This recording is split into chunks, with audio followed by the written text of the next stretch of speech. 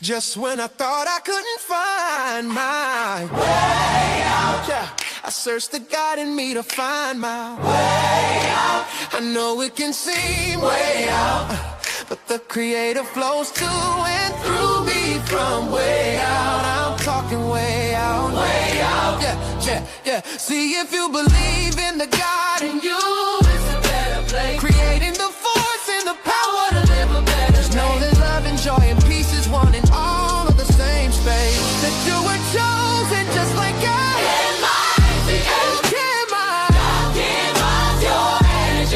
That's right. Only you can make the change. Shine your head at you. Shine so bright From darkness to light. Hey, hey, hey, hey. from darkness to light. Yeah. And you'll find your way out. Yeah, yeah. Oh, it won't seem way out. Yeah, yeah, yeah. The power of God will flow through you from way out. Welcome. This is Alchemizing Energy. This is DJ Genesis. I'm your host. And I want to ask a question. Has the Black community given up? There are so many clues as to why, we have pretty much divested away from everything, from Pan-Africanism to like pretty much everything. Have we given up on America, on our society in America? Let's talk about it. Here we go. The fall of the American empire in real time. And there is a stark difference in the way that the white community is responding and how the Black community is responding. The Black community en masse has completely withdrawn. They fought, they campaigned, they warned us, and we chose the orange man anyway, and they're out. The white community, on the other hand, is fighting, those of us who aren't under Trump's spell. And there is this real sentiment that if we can just get Trump out of the way, then we can all get back to normal. But the thing is, that's not what God is doing. And I'm not a nihilist, but we're missing the point. The point is this white supremacist system has wreaked enough havoc, enough, and God is judging it. And the fact that we are clinging so hard to it makes me wonder, what does the Black community see that we don't, that's allowing them to totally let go right now? This is strike three. I supported him. I defended him. I even told people early on, trust the process. I was wrong. This right here is strike three, but I'll come back to that in a minute. First, it was the Epstein files. We were promised transparency. Then suddenly they disappeared, and anyone still asking questions is told, stop following me as the president.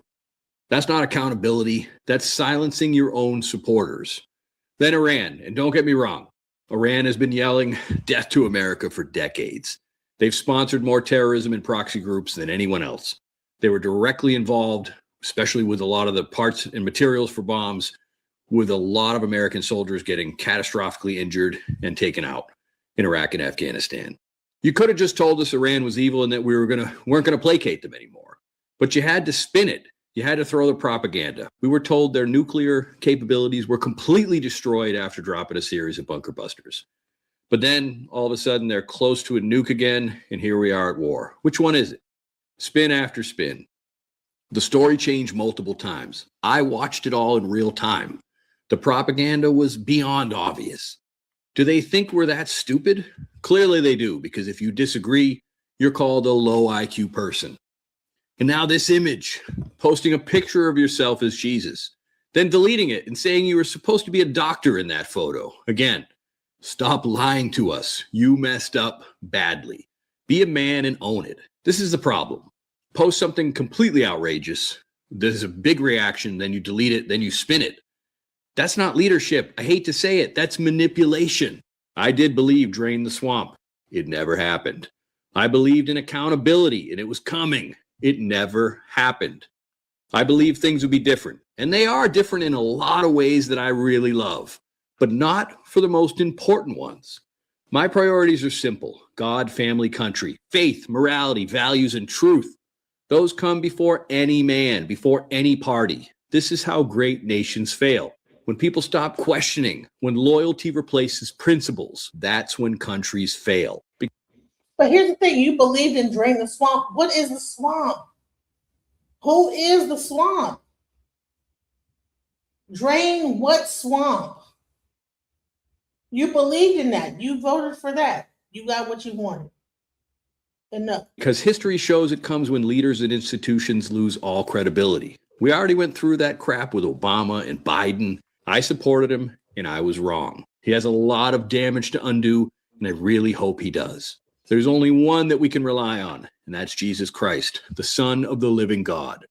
So if you're okay with burying the Epstein truths, letting victims never see their abusers pay the price, at the end, a man depicting himself as Jesus, I don't know what to tell you, except if you meet Jesus in the end, the only words he's going to say to you will be, "I never knew you. Depart from me, ye that work iniquity." A new wave of tension is building online after warnings linked to Donald Trump sparked a heated political debate. And what's catching attention isn't just what was said, but who is staying silent. Some commentators are questioning why certain voices in public spaces aren't responding, while others are speaking out loudly on every platform. Don't you guys find it interesting that like a lot of like Nigerian content creators and people from Africa are covering very at large what's happening in the United States? Aren't y'all like thinking about this? Like why would they be covering this stuff? Let's go. That gap has fueled arguments, frustration, and a growing online backlash. Others are saying the situation is being misread, pointing out that the silence doesn't always mean agreement, and public reaction is often more complex than social media. Okay, since no one's going to say it, I'm going to say it. Let's just call it what it is. This Trump administration isn't some showcase of brilliance or strategy or moral authority. It is a showcase of white mediocrity, broadcast for the entire world to see. If you think about it, they scream about being the greatest. They scream about being the smartest, the most patriotic. But when the spotlight hits them, what do we see? Corruption, incompetence, lies stacked on top of lies. A government so insecure it has to redraw maps, it has to silence voters, it has to attack its own citizens. And why does everything sound like it's AI? Even when people are talking. Like this sounds like AI. Like is everyone getting their points from their talking points from AI? People do not talk like this. They don't talk in bullet points. Let's hear what the hell else he has to say, but he's reading from AI. You can tell it. It's driving me nuts. Since just to hold on to power. And the world is watching. Countries overseas are looking at America, shaking their heads, saying, "This is America? This is what we were told was the standard for democracy?" Because for centuries, whiteness carried itself alongside, synonymous with excellence, while dismissing black and brown excellence as inferior. But Trump's administration has blown that myth to pieces because globally, people see it now. Whiteness in power doesn't guarantee wisdom. It doesn't guarantee justice. It doesn't even guarantee competence. All it guarantees is access. Access handed down through a rigged. Guarantees that people are going to read AI. Man, this drives me nuts. When I hear a person that probably could be making a good point, but it sounds so obviously AI, like you're reading off of AI. He's able to make it seem more realistic, but like when they say this, it's not this, it's that. It's not that, it's this. You know, whenever a thing does like this and this and this, like people do not talk like this. People need to quit like going to AI and getting their talking points because it's so obvious you're using AI. I mean, I can hear it a mile away.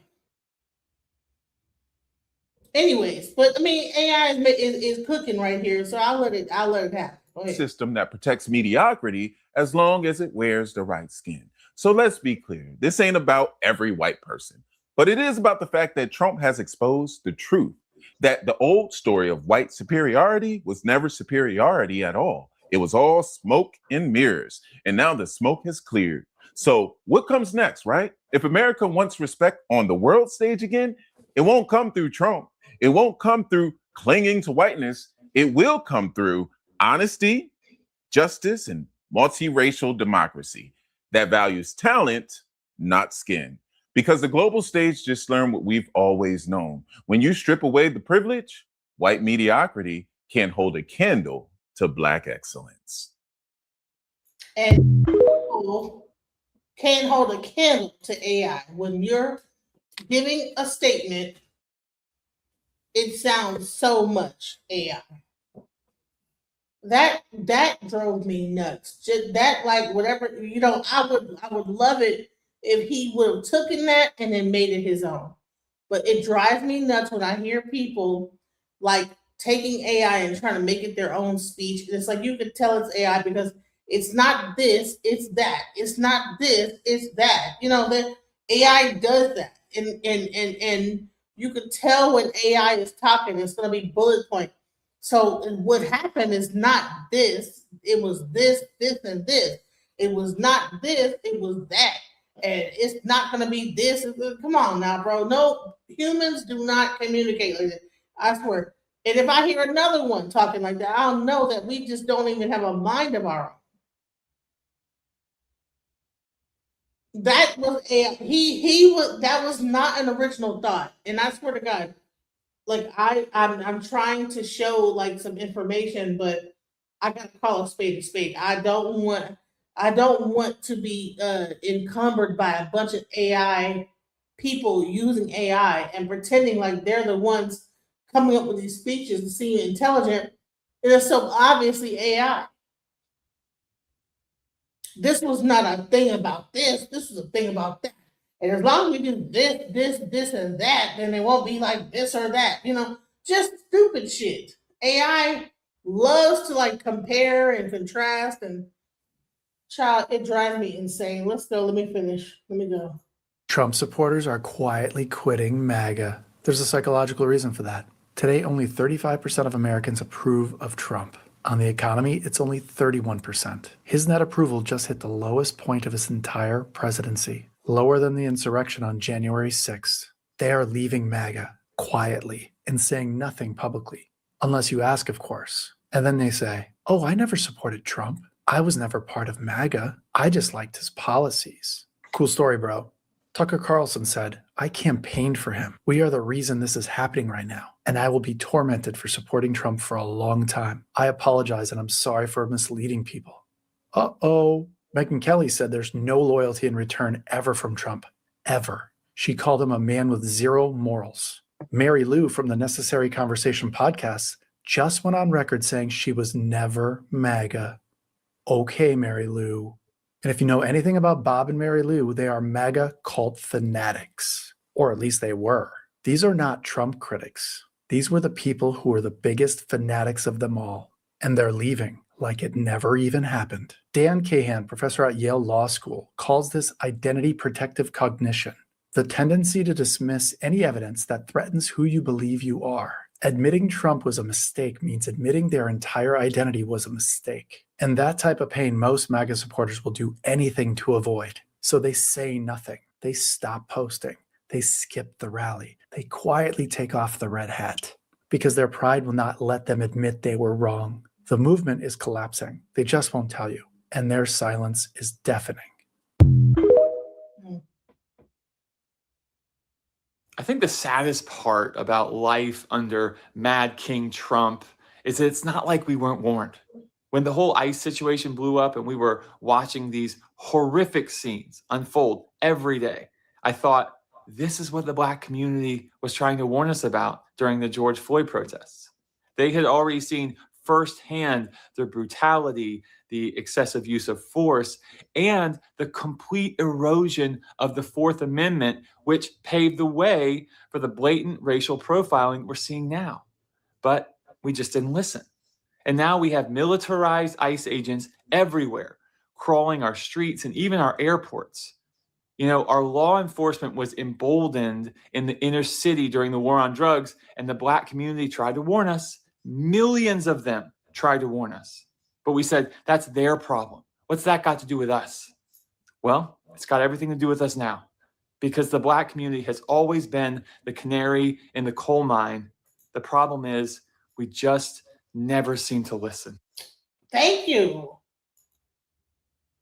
Like all this AI, she might be AI. Is she AI? So the real question is this about silence or is this about how we She can't be AI because I can barely understand what she's saying. But let's go on to something else because that shit drove me nuts. Let's go. In regards to this, as you know, I'm your host and presenter, Agent Stories. Please subscribe, like, share, comment, and let me know what you think about this. So let's watch the video. I'll be back. Yeah, you people do that. Always you people. Every day I need to say the same thing. Lady, if you have a problem with my skin, you can use the next No, stop. I don't have a problem. Then stop treating me like I'm not a person. Be quiet. No, I will not be quiet. I mean, You're not listen. gonna bully me into silence, ma'am. No, I have rights to be here. Can you listen to me? No, I won't. You listen. You've been very Put your rude. finger You down. have to stop it. Okay, let's say you were forced to place a bet for all your money you had. You had to bet which demographic steals more, Black people or white people. Who would you bet on? Let's be honest here. What are you trying to do? No, so if you had to like place a bet, if you were a betting woman. I wouldn't know, to be honest. I don't know. I don't ask racist questions. You be answering all these racist questions. That's all questions you be asking all the girls. Answer all questions up. I ask everyone. Bro, you know what you be doing, bro. Ask me those questions. Which question? Whatever question you want to ask, bro. Ask. I was asking people today about the transgender shooter. No, I want to know about the black questions that you be asking these girls about the black people. You be out here trying to clown black people. Whatever you want to ask. Don't get... You're being insultive, and I think that's Same unfair. rules is for everybody. I didn't do nothing to you. There is a sign somewhere. My that volume, you shows said- put the volume down. You said my volume was loud. I said I'm sorry. Brought it down. Yeah, but and you then start need talking to about put you it down. people. It doesn't. Why should I It's turn not off? Why should I enough you turn off say. my phone for you? It's not enough if you say. It's I'm sorry. rude. If It's you rude. don't No, put no. it down. It's rude if you talk Yes, to me and be yes, like, yes, yes. you people. Yes, That's yes, yes. rude. Yes, yes. Don't do that to me. I don't know do that to you. me. Don't you do that to me. I don't know you there. I don't know you. That's rude. It doesn't. That's not the question. The question is the rules is for everybody. My volume wasn't even Same loud. rules for everybody. I don't gotta turn off my phone for you. I'm sorry. Did you turn No, anything on my phone? you don't need to. Close your phone, but put the volume down. That's You the don't. only She's question. being racist right now. Every You time the people. same thing. If you say something, it's for hours. Are you Can you okay? stop it? Did somebody hurt you? Can you stop it?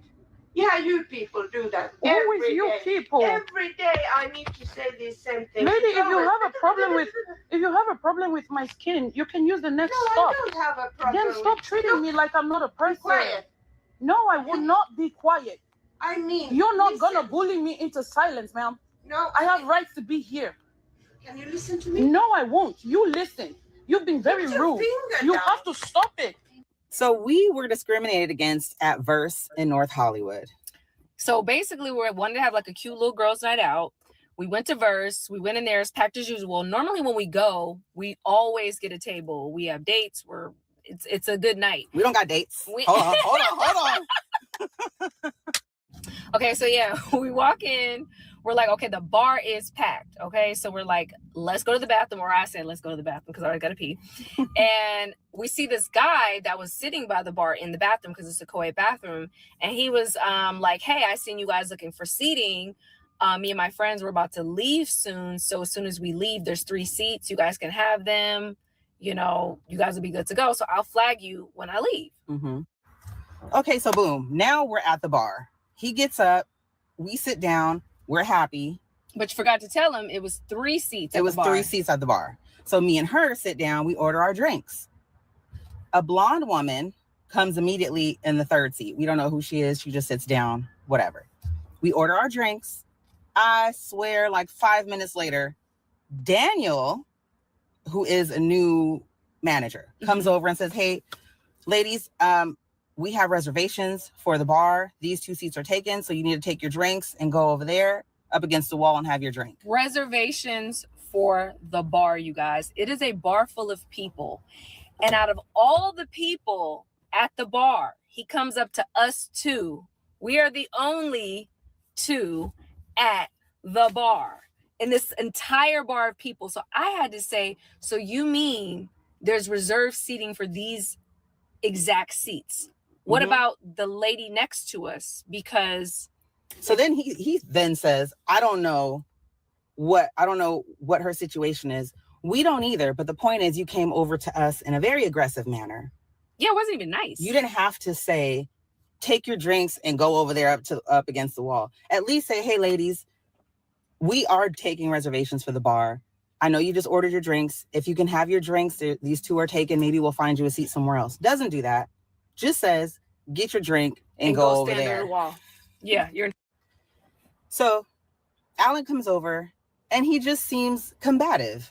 And all we want to do was explain the fact that you guys are making a scene at these two Black women who are at the bar just trying to order our drinks. Yeah. If you just take care of our drinks, we'll leave.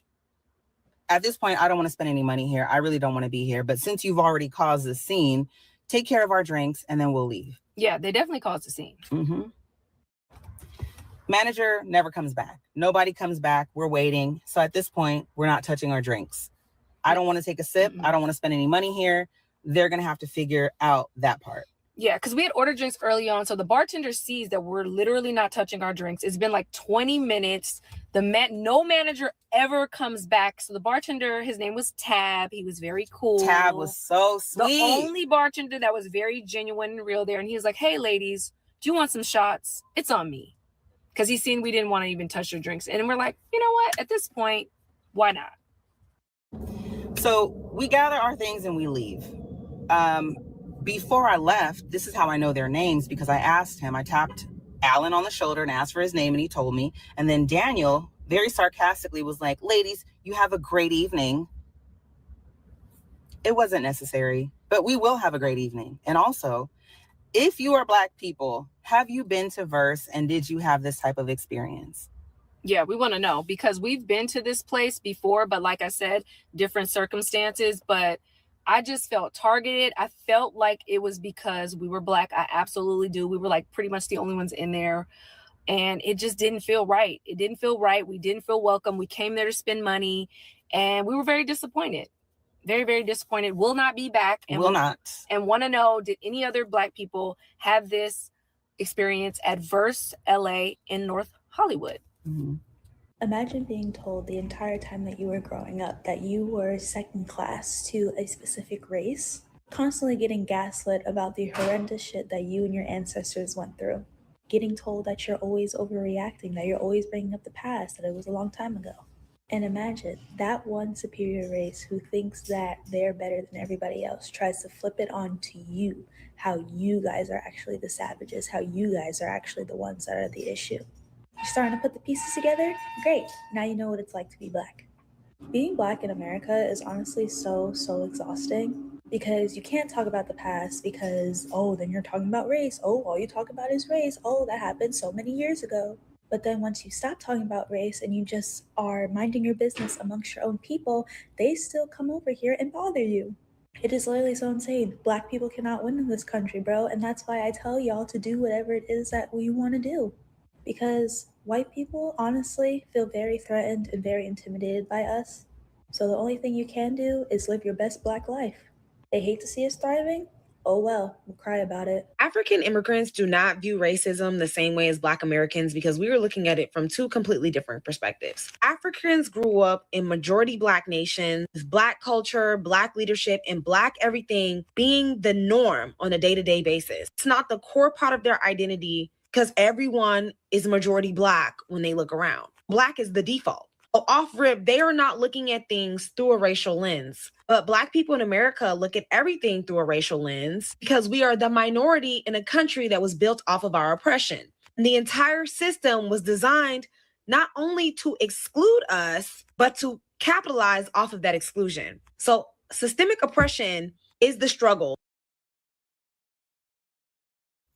Are we really the minority though?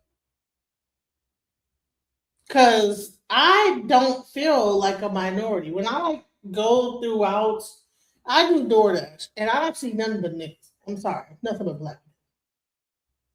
Now, in certain areas, you might see an influx of like a certain, but for the most part, where I live at in Dallas, Texas, I see nothing but black people. And they said that Dallas has the biggest group of black people in the whole nation per capita versus like other states. So maybe or Texas or whatever. So it's interesting how like people talk about like that we are the minority, but I don't feel minority. That might be a lie too. Let's go. That Black Americans are dealing with on the home front. Struggles that people are dealing with in Africa are due to a failing or underdeveloped system. Poverty, corruption, lack of opportunity, economic instability, which is really the legacy of colonialism and neocolonialism. So in their minds, they see America as having a functioning system. They see America as full of opportunity compared to back in Africa. So they come here and they focus on individual advancement, where Black Americans see the system as being historically and currently rigged against us. We are not immigrants. We are people from whom system was explicitly built to oppose.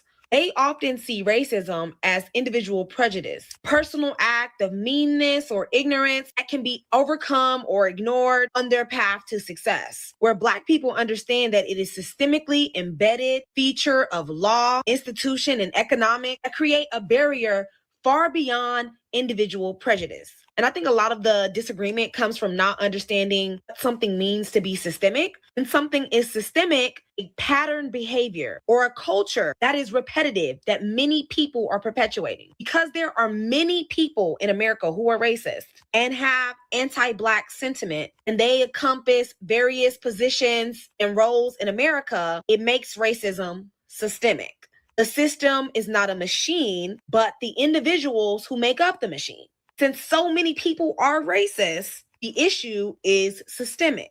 They have embedded personal prejudices into the system. Not only that, are passing down this ideology to their offspring, which makes it more systemic. Anyways, so because of the hurdles that they faced back home, often see what Black Americans go through as trivial or frivolous or not as hard as compared to what they went through back home. That's where the ideology that Black Americans are lazy comes from, because they face national systemic instability in their homelands. But what they are not understanding is that what Africa is going through is a core function of systemic racism. It is systemic racism on a global scale. Systemic instability for Black Americans is internal.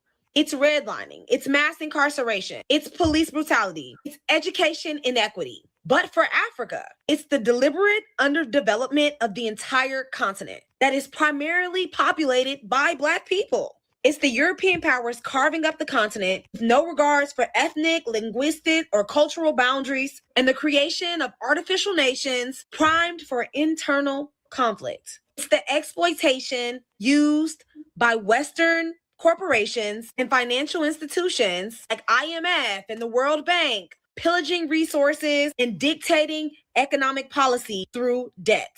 This is economic racism on a global scale. The ideology that justified slavery in America, the belief in white supremacy, and the inferiority of Black people is the exact same ideology that justified the colonization of Africa. Africans say, I came over here and succeeded. Why can't you? They are comparing overcoming poverty caused by global anti-racism, anti-Blackness, i.e. colonialism, to the Black American experience of overcoming poverty by domestic anti-Black racism. We are battling the monsters created by the same beast, white supremacy. One monster was unleashed abroad to destabilize and plunder nations. The other was built at home to control and exploit the population. Defeating one does not mean the other does not exist. It just means you're fighting in a different arena. Anyways, if you're new here, welcome. Almost my entire page is dedicated to deconstructing white supremacy. And this particular topic is the foundation of a new theory that I'm working on called the diasporic division stratagem. And this video is already too long, but I already have an entire playlist dedicated to it, and I will be expanding upon it soon. But basically, the gist of it is white supremacy created all of this friction between Black Americans and people of the diaspora so that we would never come together and fight global white supremacy. But we actually have more in common than we have apart. And our main fight will always be against white supremacy. Now, and tell that to Tariq Nasheed. Never mind. Okay. I want us to always remember that. I decided to go out with some friends yesterday, and I really wanted to dance, but instead of dancing with the regular people that I dance with, I decided to, you know, just try to make new connections and make new friends. So I saw two women at the bar dancing, having a good time. I say, hey, would you guys like to dance with me? They're like, yeah, let's go dance. So we all go to the dance floor, and then there's two girls dancing, and they're so beautiful. Like, they're having such a great time. And then eventually they join with us, and now there's 5 of us dancing. 2 more girls come out of the restroom, and they're like so hype. And now it's 7 of us dancing, and we're all dancing together. And when I tell you, the energy was just high, and it was just very, very beautiful. All of us were Black. So beautiful to see, you know, different types of Black women, different types of Black beauty. Like, it was truly beautiful to be a part of that. You can see that some people were actually admiring it as well. You know, sitting in their sections, like, you can see some people were actually just admiring all of us having a great time. Well, suddenly this guy comes into the circle with this blonde girl, and he nudges me out of the way with his back and the woman that was next to me, because like I said before, we were in a circle. He nudges the woman next to me with his back. He nudges me and he starts twirling this blonde girl around in a circle, like some sort of like a prop. You know, I thought that maybe I was just reading into things until I looked around me and everybody else was so confused, like, what is going on? Because the vibes were off. It was just really, really off, you know? We just were trying to really understand what was going on.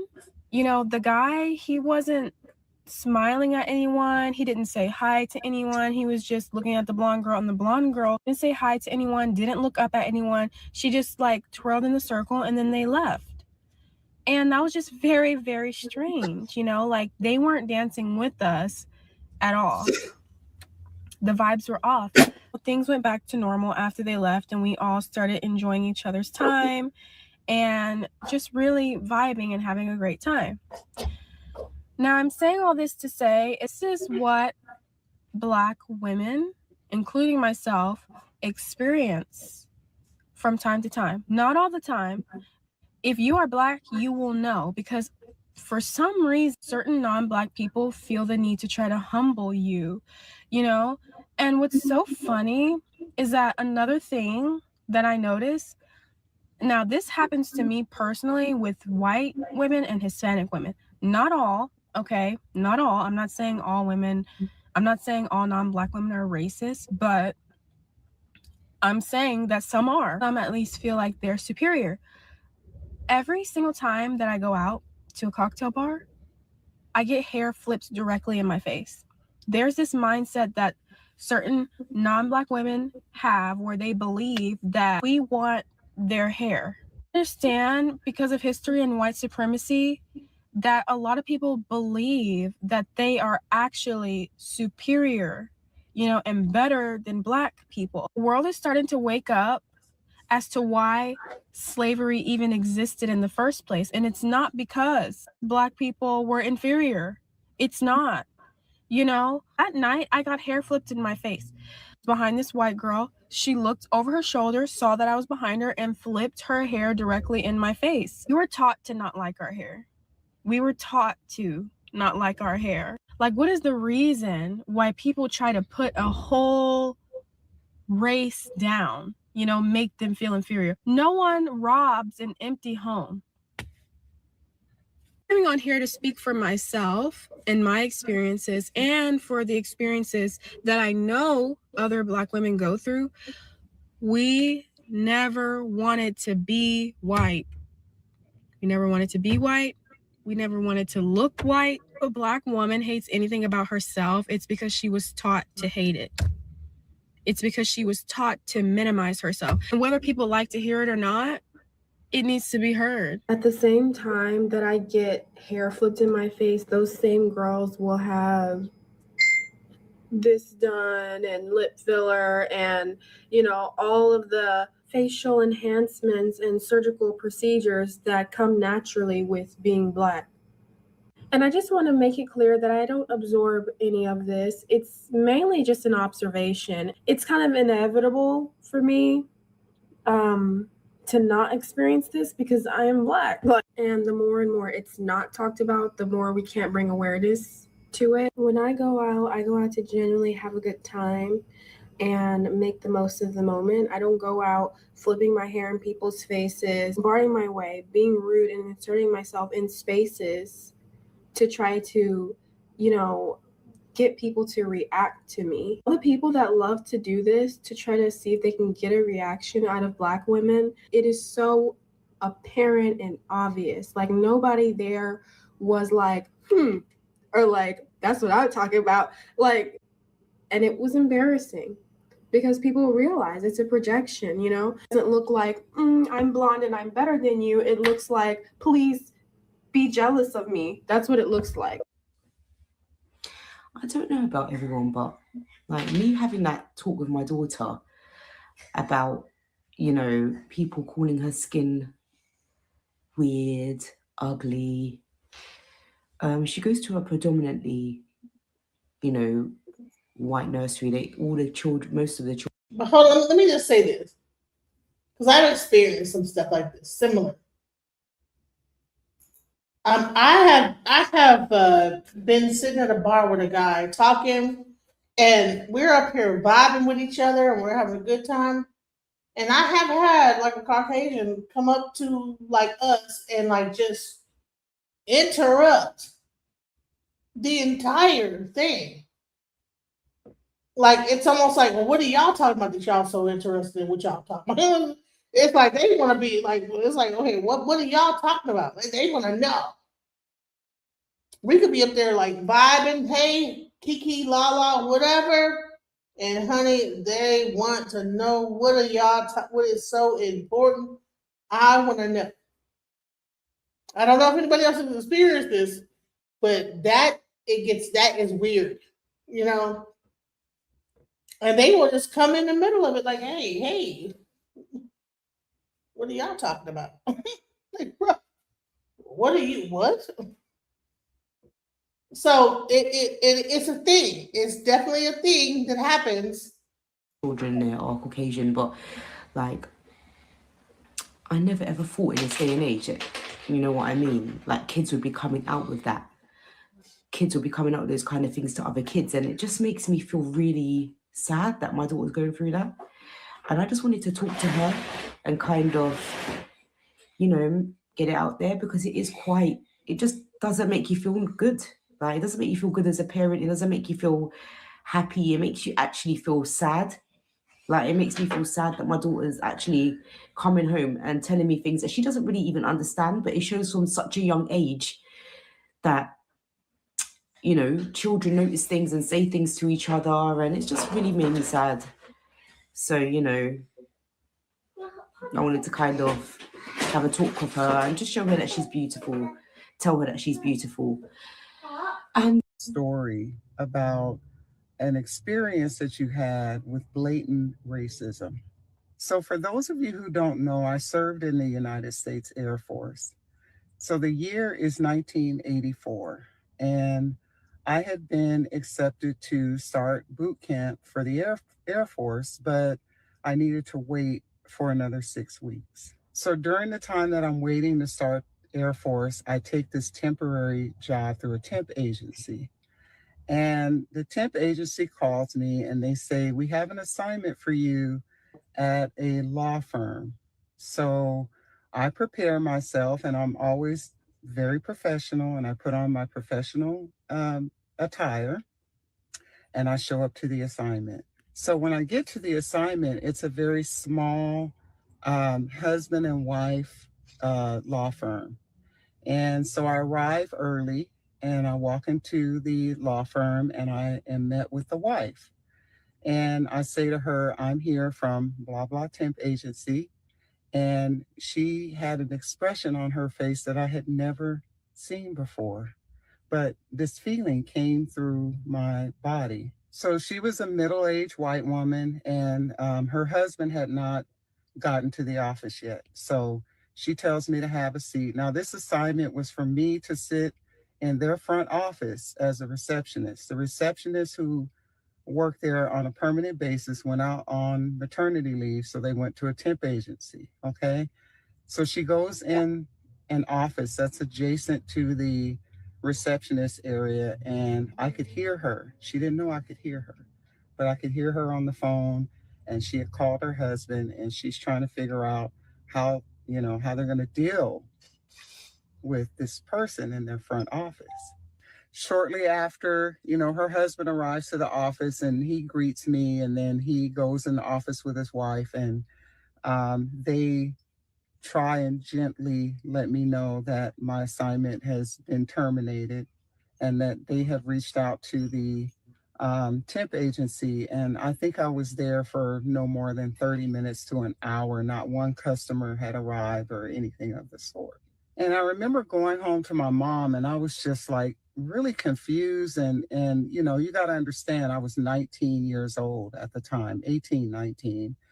And I had never been so blatantly, treated in such a way. And so I told her what happened, and she gave me a really good talk about, being Black in America, and that this is the first of many situations that I'm going to have to unfortunately deal with. And in today's climate, it's much different than it was back when I was 19. We don't tolerate those types of behaviors. We speak out more. There's a lot more laws in place, and a lot of things that I don't know. I can't really say that it has diminished racism, but there's a lot more protections in place. Let me just say it that way. The reason I'm sharing this story today is that throughout my life, I'm going to be 60 here, and all of the successes that I've had in life, I went on to serve in the Air Force, and I had a very successful career. I worked my way up to a vice president at my organization, all kinds of things. But I never, ever forgot the look on that woman's face. And throughout my life and my career, I have seen that look. I've seen that look in the grocery store. I've seen that look at, just walking down the street. I've seen that look at events. I know the look. We all know the look. Then to share my experience of blatant racism, and that when you see the look or you get that feeling that I got in the law office that day, it's a real thing. It's not your imagination. It's a real thing. Anyway, I love you guys. Have a great day. We are all racist. Every single one of us who look like me, who are watching this video, we are racist. And let me explain what I mean by that, because if you would have told me that a few years ago, I would have come out of my corner swinging saying, no way, I am not. I have worked in the criminal justice system for decades, and I've seen the systemic racism there and fought against it. I have biracial children, and I have seen the way the world looks at my children who are of a minority race versus my children who look like me. And I would have said, no way. But here is the thing. The more I learn, the more I realize just how much I don't know. Because there are two types of racism. There's the kind of racism that comes from the hate in your heart. And I don't have that. I never have. And I suspect very many of you don't have it either. But there is another kind of racism that comes from ignorance. And that abounds in my life. Even me, who thought that I knew a lot about seeing systemic racism. But here's what I've learned. The more I learn, the more I realize how unintentionally racist I have been in so many things. And it is on us now, white people to educate ourselves, we're never going to fully grasp what it means to live in a world where you are the minority and where the system has been set up for hundreds and hundreds of years to benefit people who look like me and to oppress people who look like my children.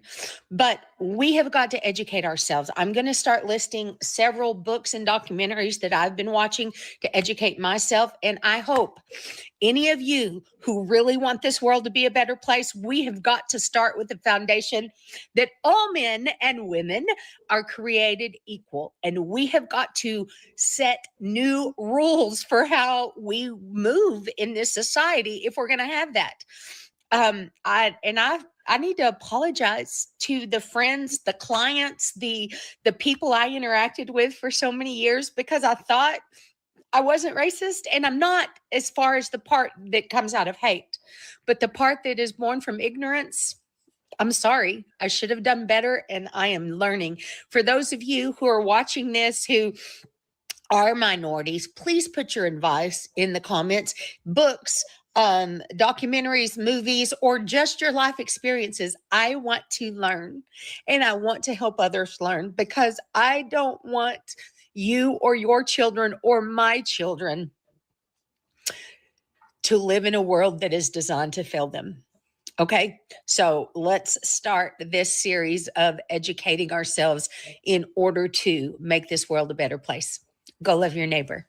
Stop using racism as a way to bond with other white people. And it's something that it doesn't matter where you live in this country. It is so deeply ingrained in society that you will find it. And that's happened with me a lot, is going out and about and people just assuming that I'm conservative, especially when I'm in places in California, and just immediately talking shit, immediately mentioning someone's race when it has nothing to do with the story. Talking about how the area is getting seedier because more people of color are around. Calling an area ghetto, using that term to describe anything that's associated with Black or brown people, or even talking about the most recent DEI hire at your company. Those are all examples of racism. Or making ridiculous jokes where race is the punchline, or where being sexist is the punchline. If you participate in these behaviors, you are absolutely enabling bigotry, and you are part of the problem. Even if you're just placating them, you don't actually think it's funny and you think it's wrong, you don't fucking say something, you are a coward, and you are also enabling the problem. You are also adding to white supremacy, even though you're not trying to. If someone is trying to bond with you over racism, fucking shut it down and do not talk to this person again. Racism is a social contagion, and you can play your part to stop it.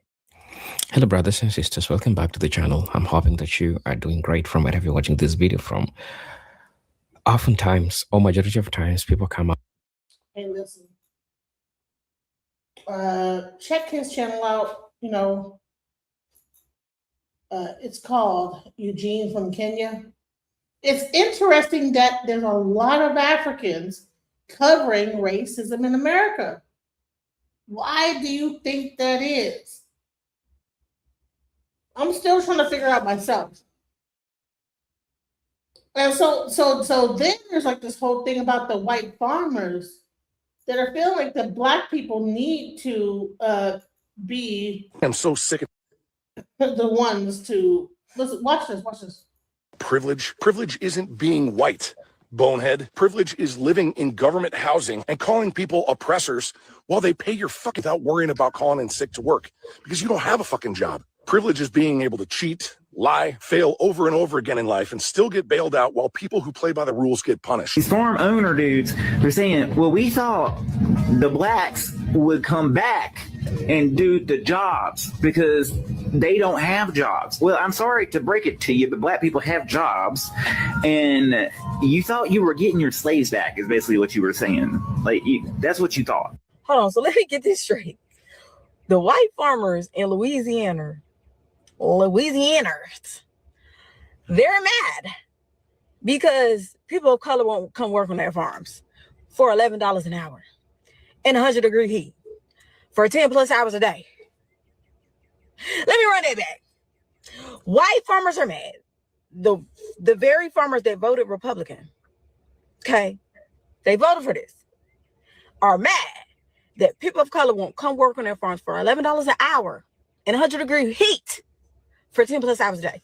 I am a Republican. I voted for this administration, but my patience is running thin. The closure of the Strait of Hormuz is causing prices to skyrocket, things like diesel fuel and fertilizer. Gee, I wonder who caused that. We're buying a little bit at a time. And sometimes we know that we've only got 2 weeks of fuel. So what has happened to us is not just the impact of 1 year. We have lost customers forever.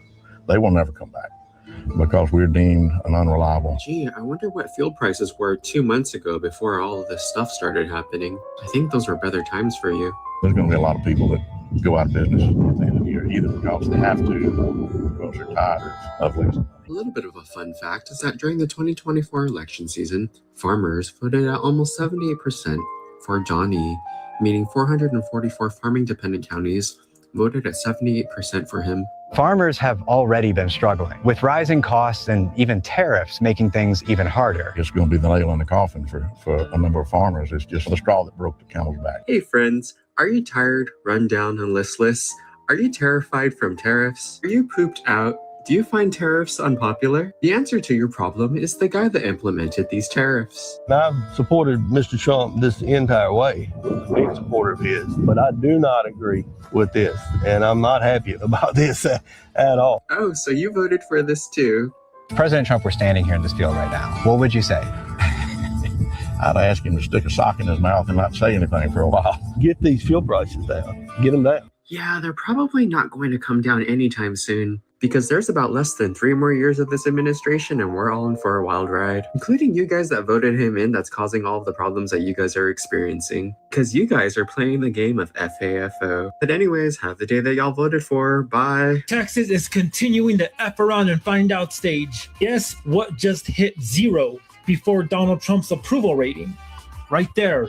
Farm labor attendance, 0. Entire fields, whole crews are ghosting fields, leaving fruits and vegetables to rot because the Donald Trump administration is too busy playing cat and mouse with people who just want to feed America. To the MAGA people who are saying that immigrants are taking your job, this right here is your opportunity. Pick yourselves up by the bootstraps, get those buckets, and pick those strawberries. No more hiding behind those welfare checks that are padded behind blue state dollars. You wanted the raids, you got them. Now get in those fields and pick those fruits and vegetables before you watch the produce aisle turn to a luxury boutique section. Chop top, MAGA. And that's it. So apparently they had this group chat or group call where the white MAGA farmers were upset and saying the only reason why they voted for Shitty Britches was because they thought the blacks didn't have jobs and the blacks would come back and work their fields. Not Shitty Britches, though. Hilarious. Something is unfolding in parts of rural America. Farmers are facing a challenge they didn't fully anticipate. Fields need workers, harvests can't wait. And the question many are now asking is, where will the farm labor come from if black folks cannot work on their farms? We all know that agriculture depends. Why is it that the Africans are covering this and not black people, not white people? Why is it that it is African? This is interesting to me. Let's go. Heavily on consistent labor, especially during planting and harvesting season. In many regions, that workforce has long included migrant workers, illegal immigrants, seasonal employees, and experienced labor who turn year after year. This is not accidental. It is built on skill, timing, and reliability. Let's watch some clips here. I'll be back. Farm owner dudes are saying, well, we thought the blacks would come back and do the jobs because they don't have jobs. Well, I'm sorry to break it to you, but black people have jobs, and you thought you were getting your slaves back is basically what you were saying. Like, that's what you thought. I know goddamn well Trump didn't think that we finna get back in the fields. So Trump gonna get his ass on goddamn TV talking about he prematurely deported the illegals that was working in the farms, thinking that us, niggas, was gonna get back out there. Bitch, we already did that, and you see where it got us, huh? We the fresh goddamn race walking. You think we finna buy new Louis Vuittons that we goddamn skipped out on our light bill for? No. Get somebody else to do it. What's wrong? They running short on lettuce that they put on the big bats that you eat every goddamn day? Talking about the inner city people don't want to take the former jobs. What the fuck you thought was gonna happen? You didn't think about this shit before you did it? Well, newsflash, Mr. Mother Trump, we don't even want to go to the goddamn jobs that we got to clock in for. They got AC units. We already complaining before we clock in. So by the show of hands, which one of you go out there and sign up to go work out in them hot ass fields? Yeah, that's what I thought. These farm owner dudes, they're saying, well, we thought the blacks would come back and do the jobs because they don't have jobs. Well, I'm sorry to break it to you, but black people have jobs, and you thought you were getting your slaves back is basically what you were saying. I just seen a guy come from Twitter and say that the white farmers was upset because they thought that the black people was going to be out there in the fields. You better get your mom, your daddy, your auntie, your brother, your sister, your uncle, whoever else, because black people are not. You're not going to believe this.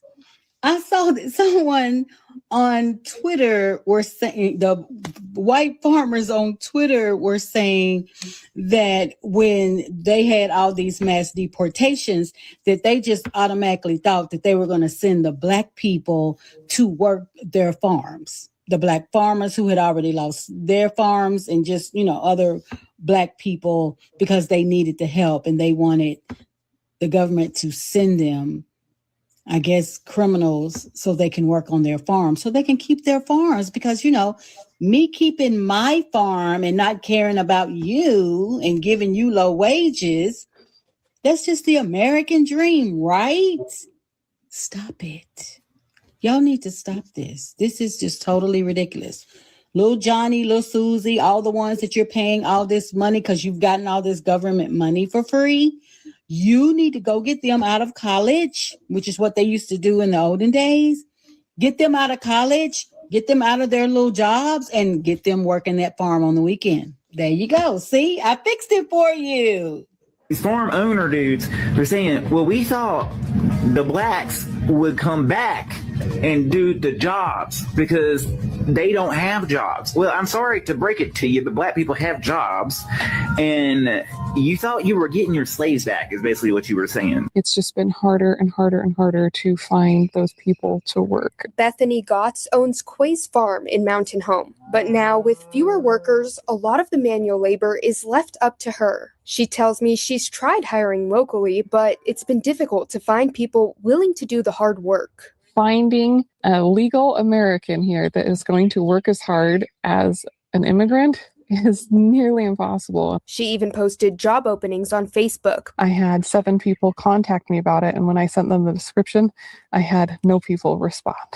She says hiring undocumented workers is not an option, with serious risks for both sides. One, you're going to get fined. You have unfortunately, an employee living in fear. They could get picked up at any moment, and then you're without an employee. To keep her farm running, Gotts is hiring high schoolers and is now looking into the federal H-2A visa program. I have endeavored to spend $200,000 to build a small worker housing so that I can get H-2 workers next year. Gotts hopes for long-term solutions that support both farmers and workers. The misnomer that farmers exploit immigrants is just so sad to me because, like I said, my friends and neighbors, we love our workers. They're our family and they want to work and they will work hard, and there needs to be a path for these people in our country because our government has failed them, and it is failing, I feel. These farm owner dudes, they're saying, well, we thought the blacks would come back and do the jobs because they don't have jobs. Well, I'm sorry to break it to you, but black people have jobs, and you thought you were getting your slaves back is basically what you were saying. I'm on the who's going to care about Nebraska side of TikTok, or does anybody care about Nebraska? And I'm watching white people respond to that white woman like, Nebraska didn't care about Nebraska. Who did you think was going to be in those positions of the immigrants you're losing, blah, blah. And they're missing the point. Nebraskans thought that niggas was going to go back. Like they thought they had the early 1800s back. That's what you're not seeing. It's not like they didn't think about that. No, they knew, okay, we'll lose our immigrants, but we're going to get our slaves back. And that, my good friends, is the problem. These farm owner dudes, they're saying, well, we thought the blacks would come back and do the jobs because they don't have jobs. Well, I'm sorry to break it to you, but black people have jobs, and you thought you were getting your slaves back is basically what you were saying.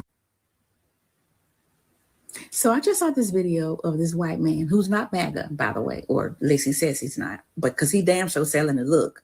But he says he has a fake account over on Twitter, and he joined this group of white farmers, and he's pretending to be MAGA just to see what they're talking about. So apparently they had this group chat or group call where the white MAGA farmers were upset and saying the only reason why they voted for Shitty Britches was because they thought the blacks didn't have jobs and the blacks would come back and work their fields. They thought they were going to get slavery back by voting for Shitty Britches. But they have been saying loud and proud with their chest that immigrants were taking their jobs. Yet, there are a couple of farms here in Texas that overnight lost 100% of their workforce. But immigrants was taking their jobs, right? Racism is expensive, huh? These farm owner dudes, they're saying, well, we thought the blacks would come back and do the jobs because they don't have jobs. Well, I'm sorry to break it to you, but black people have jobs, and you thought you were getting your slaves back is basically what you were saying. Reparented on a wellness. Well, let me read exactly what you said. You said every black kid is now just standard. Put on Adderall, on SSRIs, benzos, which are known to induce violence. And those kids are going to have a chance to go somewhere and get reparented, to live in a community where there'll be no cell phones, no screens. You know, you claimed, in fact, you went on to say, actually, the whole transcript was even worse. You said that if you could, you would send, quote, every black kid, again, your words, not mine, to go live on farms and work. Is that your? I would have to hear that recording because. Well, I have the recording. I have no memory of saying anything like that. Yeah, well, I actually have the recording that I can give to you, but it is absolutely what you said. And if you want me to play it, I can play it. But if you ask me what my opinion is, I do not believe that every black kid should be reparented on a wellness farm or whatever. And I have never believed that. Psychiatric drugs, which every black kid is now just standard put on Adderall, SSRIs, benzos, which are known to induce violence. And those kids are going to have a chance to go somewhere and get reparented, to live in a community where there'll be no cell phones, no screens. You'll actually have to talk to people. And the model for this is a community that I had direct contact with because a family member of mine went there, and it's called San Padragnanos in Italy. That community is a 10,000 acre farm, and they grow organic food. So the kids eat very, very good food for the first time in their lives. They have a bakery, and the kids work in the bakery. They work in a furniture factory. They have an apparel factory. They have a wallpaper factory. They learn a skill. They learn a trade, and they can stay as long as they want for free. And when they leave, they're placed in a job, but they're taught how to be responsible, how to tell the truth, how to show up on time, how to be reliable, how to be a caring member of a community, to reconnect. So many of our kids today are alienated. They're dispossessed. They have no hope for their future, and the suicide rates are astronomical. Black kids now, it's have the highest rate of suicide, and it's one of the highest causes of death among black youth. We need to give kids back, again, hope in our country, hope in their futures, but also a feeling of community and an understanding about how to live in those communities. That they should be in a place where they're getting treatment, where they're getting training, where they're getting job training, life training, and spiritual enlightenment, spiritual enrichment, because that ultimately we have to be able to induce in people who are enveloped in despair. We have to be able to induce in them profound spiritual realignment so that they're living on another plane, so that they understand that God is out there, that he's watching them, that he loves them, and that they have hope for their lives. These farm owner dudes, they're saying, well, we thought the blacks would come back and do the jobs because they don't have jobs. Well, I'm sorry to break it to you, but black people have jobs, and you thought you were getting your slaves back is basically what you were saying. I saw some of these TikToks, and they said that on Twitter, farmers were saying that they thought after workers were deported that Black people would come to work on their farms.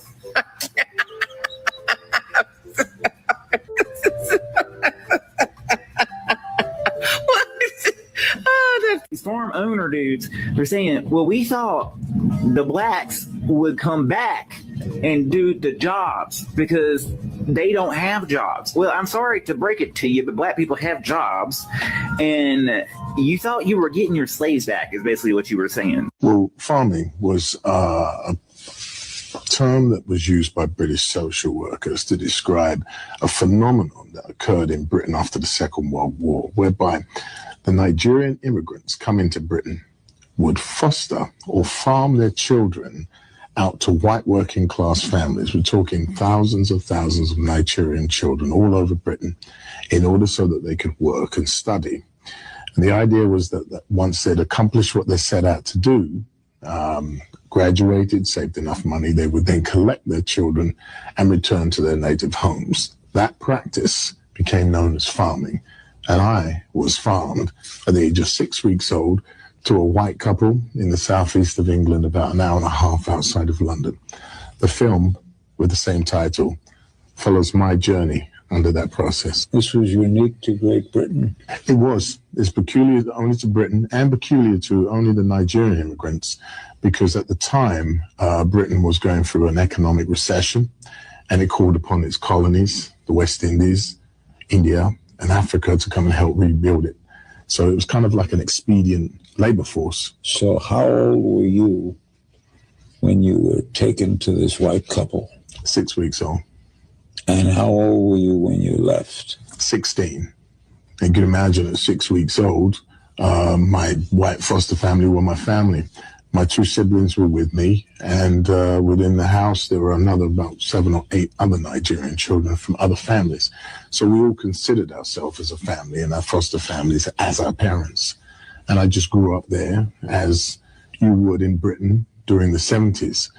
The big difference, of course, being the area where we were placed, which was a town called Tilbury Town, was notoriously racist, and they'd never been exposed to black children or black people at all. So we were the first blacks to be, placed in that environment. So it was a very racist right-wing town. These farm owner dudes, they're saying, well, we thought the blacks would come back and do the jobs because they don't have jobs. Well, I'm sorry to break it to you, but black people have jobs, and you thought you were getting your slaves back is basically what you were saying. So I know I was talking about, the Latino vote before, the Viva vote for Donald Trump.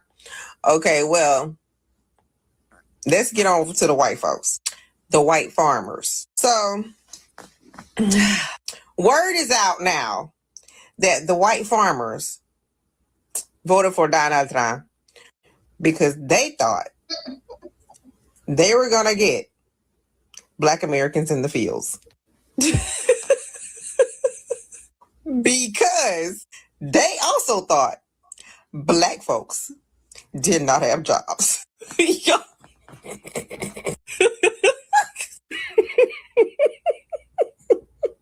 So when we put this all together, somehow the white farmers were convinced that Black folks don't have jobs. We don't work. we don't work. And so they voted for Donald Trump because they thought, okay, he gonna send them in the fields. So Donald Trump and them, with the whole Project 2025, said, okay, so we got to make this happen. So we got to cut these DEI stuff, all this DEI stuff, to put Black Americans out of work. When in reality, they put a bunch of white folk out of work just to get Black folks out of work.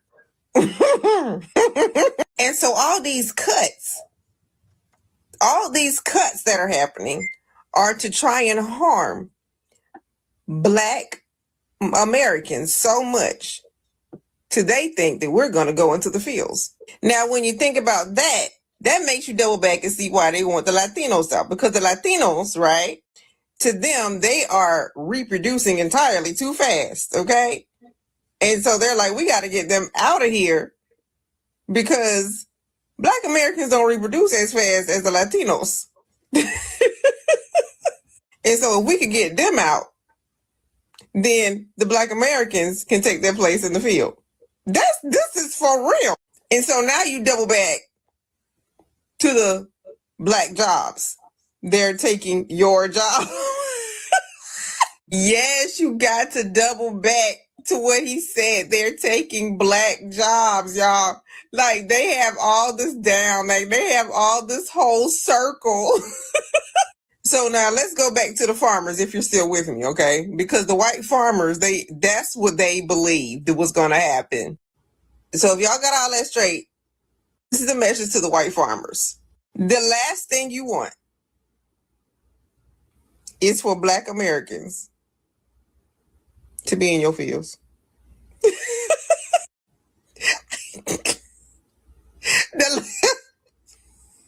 Don't let the devil fool you. As a matter of fact, you might want to let the devil fool you to see what's going to happen. But I'm trying to tell you, the last thing you ever gonna want is Black Americans in your fields. Nah, I'm gonna let you fill in the blank on that one. And this goes to show that they will go to any lengths. Remember I said that, first of all, we had the Latinos, some Latinos, not all of them, just them Cuban ones, talk about you're next, right? To Black Americans. So they thought we was immigrants, okay? And so now we have the white farmers who are still living in the 1700s, thinking back to glory days, quote unquote. They thought with their vote, we were going to the fields. So you got one group thinking they gonna kick us out of here, and we got another group of people thinking that we going to the fields. Now this right here is a real mental problem, because people are literally stuck. I'm telling y'all, people are stuck in the 1700s when they think about Black Americans, okay? I'm telling you, their thought process, they sit around probably campgrounds and picnics and stuff and talk about how can we make this happen? That was their heyday. I'm telling you, when that freaking plantation house burned down in Louisiana, I think, right? That was their heyday. Now, I'm trying to say that was their heyday. When that plantation house down in Louisiana got torched, okay? I'm telling you, that broke them. But I just want to, I want to teach them a little bit more history if I have your attention, right? If I have your attention, right? This is some history that a lot of people don't know, okay? But y'all didn't know Black Americans had white servants? Y'all ain't know that? I mean, it wasn't widespread or anything like that, but we had white servants.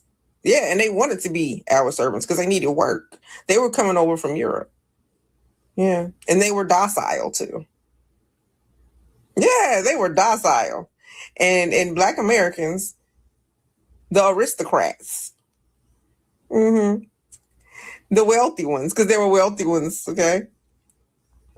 They had white servants. So I don't know if y'all ever see them pictures. Let me find a picture. I couldn't find a picture. I wasn't gonna go back and try to find a picture, but if you can watch videos, you'll be able to find a picture of possibly some Black people in the horse-drawn carriages, and there may be someone white as the horseman or the I'm not sure what you call them, coachman or whatever. Yeah, he worked for them. Yes, indeed. It was a big thing. It was a big thing, when everybody began to see in the early 1900s, what? Black Americans, they use the other word. Black Americans have white servants. Yeah, that's a bit of history they don't like to put on TV. And the reason for it is because they were like, okay, they had, white people here that they could hire. And they also had Black people here that they could hire. But they felt that the white people from Europe were so docile, and they were less expensive. Now, they weren't the only ones who thought that. The wealthy white people thought that too. The wealthy white people were like, yeah, we like the docile immigrant white people. They're a lot cheaper. They take less money. Yeah, so there's a bit of history for you. Oh yeah. Oh yeah. It was like that.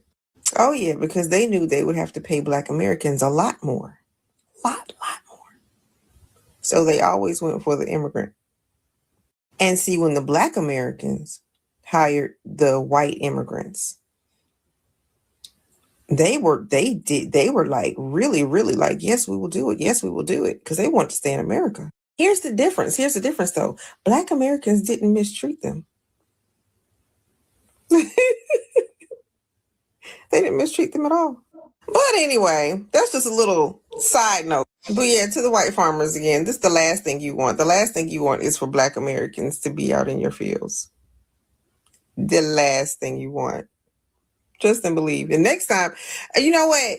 Stop basing your vote on how to harm Black Americans, because you're going to end up running into that wall that's going to tumble. Okay? That's what's going to end up happening. Stop doing that. All of you do it. Like all of you. You had the conservative Asian Americans coming through with the whole Ivy League school. We don't want Black Americans there. Then you had the I will vote for Donald Trump Cubans, okay, who were thinking, okay, you're next, okay? Okay, we're not immigrants, so we're not next.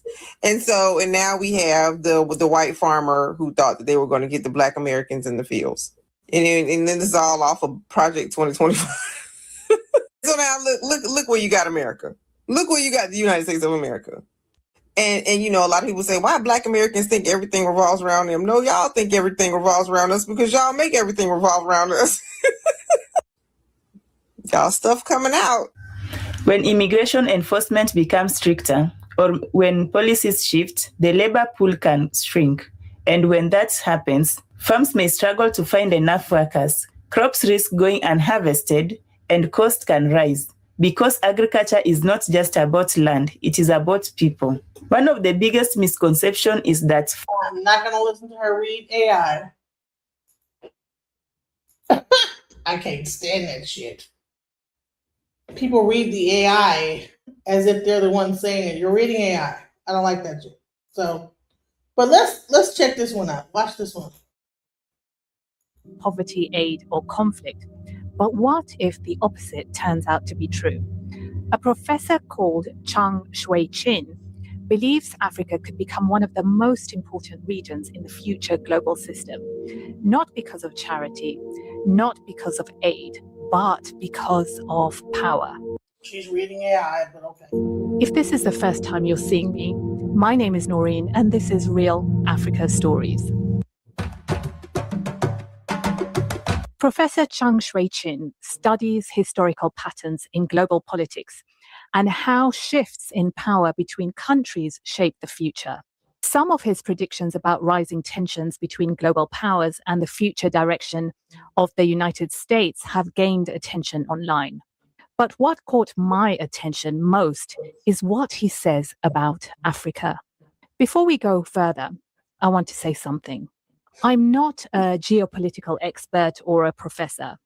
I'm simply someone who enjoys researching history, ideas, and stories and sharing what I discover.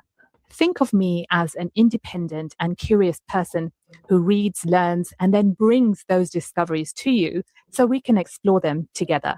So his first big idea is this. Africa could become one of the central arenas in global politics. The world is slowly shifting away from a system dominated by one global power. Instead, we are seeing several centers of influence emerging. The United States, China, India, and countries in the Gulf. And many of them are increasingly looking toward the same place, Africa. Why? Because Africa holds many of the minerals needed for modern technology. Many of the materials used in smartphones, electric cars, and modern batteries come from African countries. Minerals such as cobalt, lithium, and rare earth elements. Africa also sits along some of the most important global trade routes, and its population is growing faster than any other region on Earth. In other words, Africa may not remain on the sidelines of global politics, could move much closer to the center. Another thing Professor Chung points out is about bargaining power. When several powerful countries compete for influence in the same region, that region can sometimes gain leverage. If multiple global powers want partnerships in Africa, African governments have more room to negotiate. Infrastructure from one partner, technology from another, trade agreements from another. Competition between powerful countries can sometimes give African governments more space to negotiate better deals. And then there's another factor that's really important. Africa is already the youngest continent on Earth. And by the end of this century, nearly 1 in 3 people on the planet could be African. At the same time, populations in parts of Europe and East Asia are aging rapidly. That means Africa could eventually become one of the largest workforces in the world and one of the biggest consumer markets. Just imagine that for a second. Cities across Africa growing rapidly, young populations entering the workforce, new industries emerging, new markets forming. That kind of demographic shift doesn't just change a continent, it can change the balance of the world. By the way, I'm curious, when you think about the future of the world, do you imagine Africa playing a bigger role? Or do you think the world will keep overlooking the continent?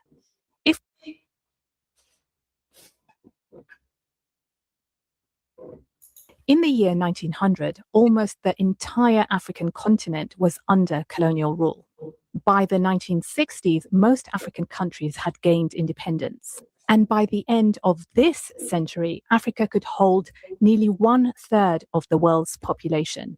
So when people talk about Africa's future, they're really talking about one of the biggest historical shifts in human history. What's fascinating is that this idea isn't actually new. Some African thinkers were saying something similar decades ago. Leaders like Kwame Nkrumah believed Africa's real strength lies in its resources, geography, and people. He argued that if African countries cooperated economically, the continent could become one of the most powerful regions in the world. So when Professor Chung talks about Africa's future importance, in many ways, he's echoing ideas Africans themselves have been discussing for years. Everyone wants to say that Africa is not a viable resource or a viable place. It's a shithole.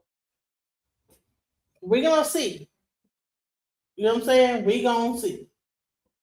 Let's go. We don't have enough race pride. It seems as though we gave up. We gave up and just, our restaurants, we had restaurants, inns, and when we could go to their inns, then we forgot that man.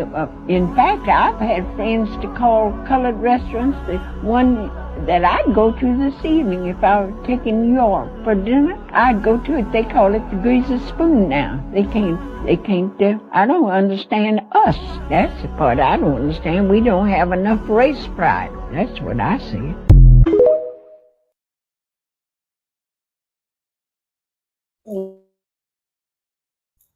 Black folks have given up, just like I said. Let's go. This is mine.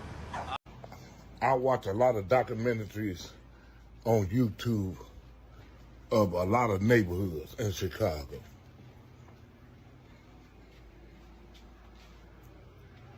And in them documentaries, you see a lot of young kids in the videos. That lets you know that parents done gave up on their kids.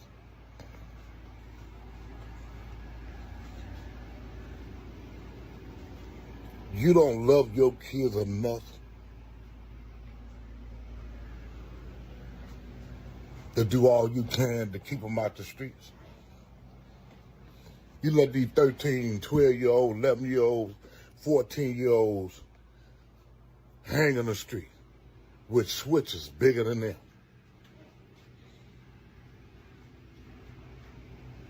The gang members that's older than them don't care. They want them to come after them and keep the blocks going, keep the drugs flowing in the neighborhood. But yet them young boys don't know they're going to lose their life and get a lot of time at an early age. Don't nothing come in the streets but death or jail. Why you think we lose so many young folks? It's because they mindset or the people they follow, peer pressure. They can't wait to have money. Their mama might be struggling, their daddy might not have no money to buy the things they need or to take care of them. They don't want to go to school and lead a community and get an education and come back and build their community up. They'd rather tear their communities down. And that's what our people are doing. Get your kids out these streets. Do all you can to save your children. Don't say you don't know about it. You know. You just done gave up on your future.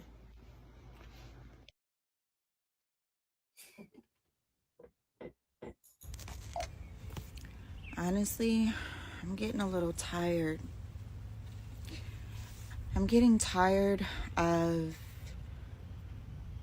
being one of the women that will say to men, like, you deserve to feel your emotions. You deserve to understand your emotions. You need to be able to process and explain what they are. And the way that the world has viewed you, the way that your parents have taught you, isn't the healthiest way, because now you've internalized all of these negative feelings and thoughts about how you should and shouldn't be, while also making it very difficult to be partners with anybody.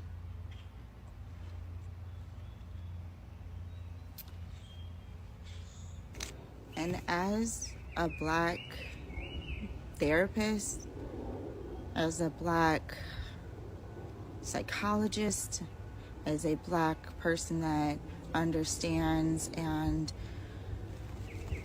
can rationalize the psychiatry behind everything,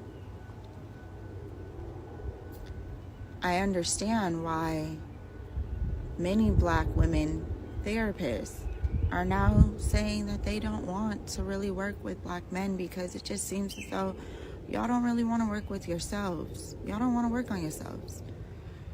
Y'all want to continue playing the victim of, oh, well, society doesn't look at this. Well, then change the narrative.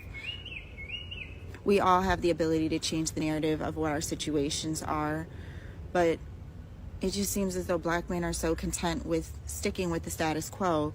Either they're afraid of what they could accomplish, what people will think about them, or how the world can actually change because they've decided to do this for themselves, and then share that with other Black men and encourage them to do the same. That they're just choosing not to do it. And I've said this all the time, where men will say, oh, women create soft sons. Well, fathers, when you speak to your sons in a way and you tell them that the world doesn't care about them, they internalize that. And they're going to think that no one in the world cares about them. And how do you expect them to actually pair with anybody if you consistently tell them that no one really cares about them? At this point, I'm getting to the point where the only Black men that I need to be worried about are those that came out of my body. But then you have men that get on the internet and say, Black women don't care about us. They don't care about our thoughts or our feelings or what we've been through. How the hell are we supposed to actually understand what you've been through if you don't ever fucking talk? How do we understand and get to know who you are if you don't ever have a clear understanding of that yourself? How do we get to help you in this journey if you don't even know how to explain it?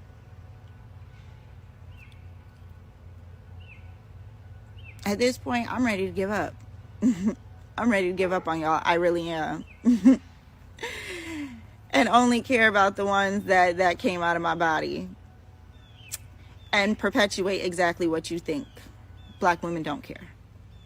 I'm at that point. And it makes me sick. So congratulations. You won. You just made one more Black woman not care. I don't know if that was your end game or not, but that's the result that you get. But as for my sons, they're going to be better than this generation of men.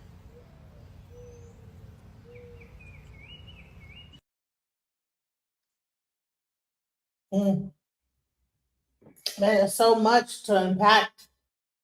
It's so much to unpack. People are just giving up. Just like I said, it's a lot to unpack. Let's go. What's it going to take for Black people to give up on this country?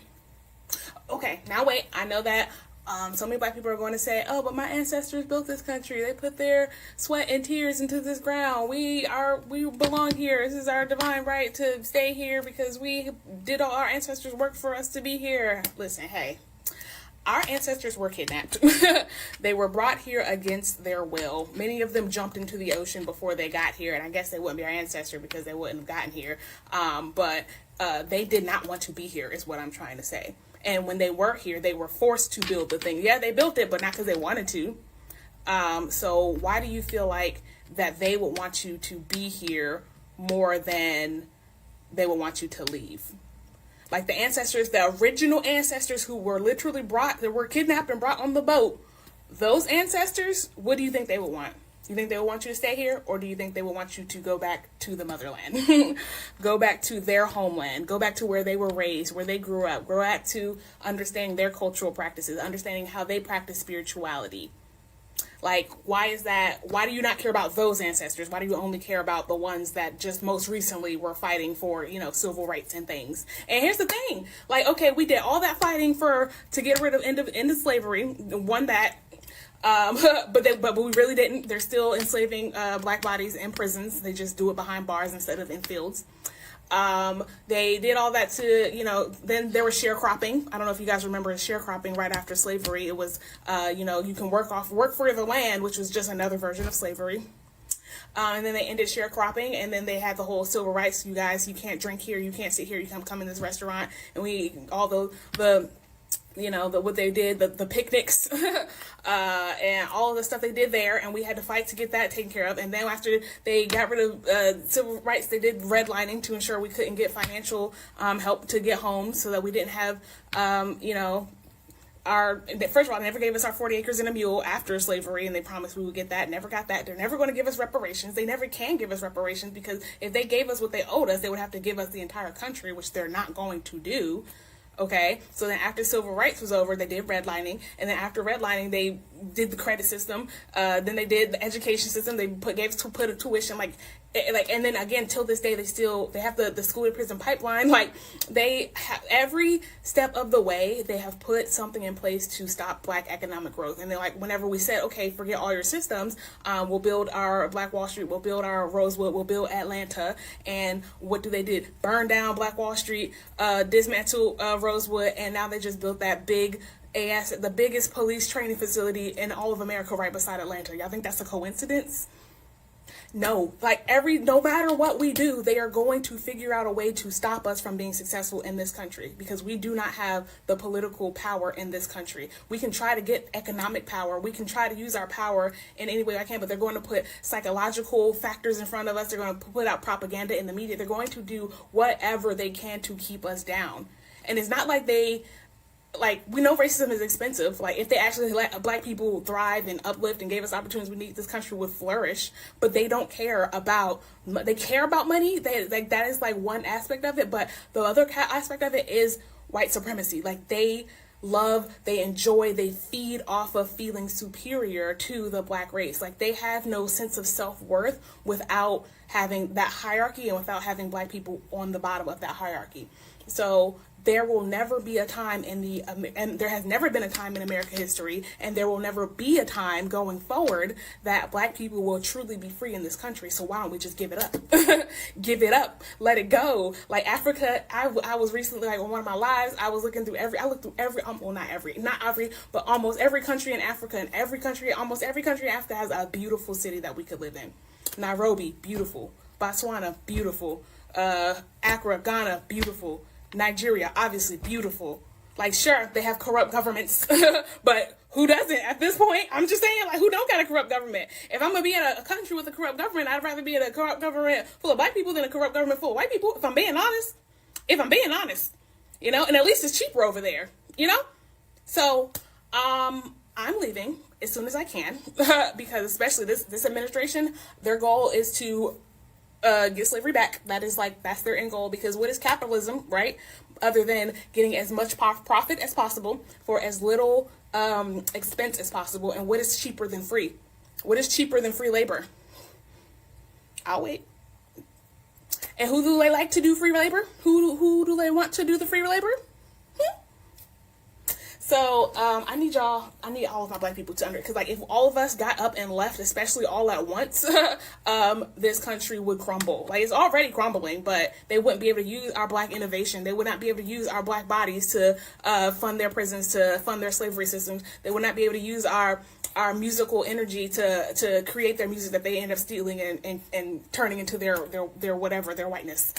They would not be able to use our fashion sense. They wouldn't be able to use all of our energy, which they've been harvesting our energy for 400 years, y'all. Our energy, our minds, our spirits, our bodies, literally, they've been using us as extracting resources out of our being as a population for 400 years. They never stopped, and they're never going to stop. We have to go.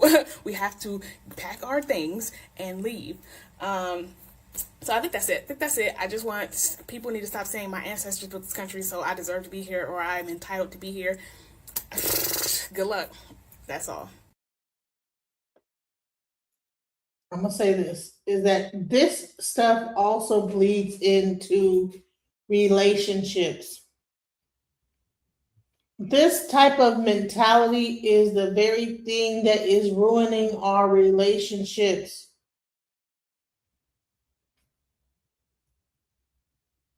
There is a whole thing called anxious avoidance.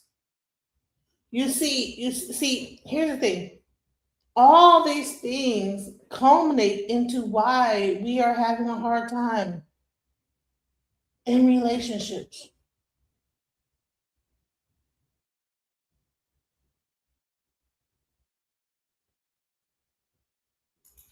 Let me show you something. I'm gonna find it. Let me find it.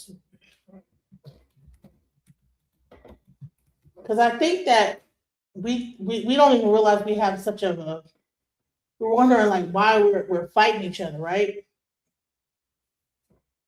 We wonder why, we can't be in a positive relationship. But all this stuff really culminates down to this.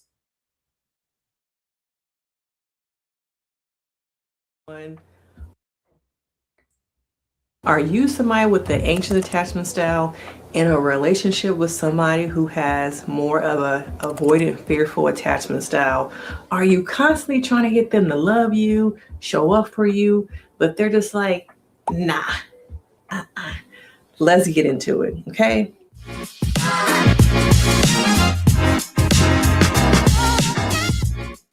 So here we have the most common relationship style that I see in my couples therapy as a therapist is anxious and avoidant. Okay, this is the most common blend I think a lot of people don't talk about.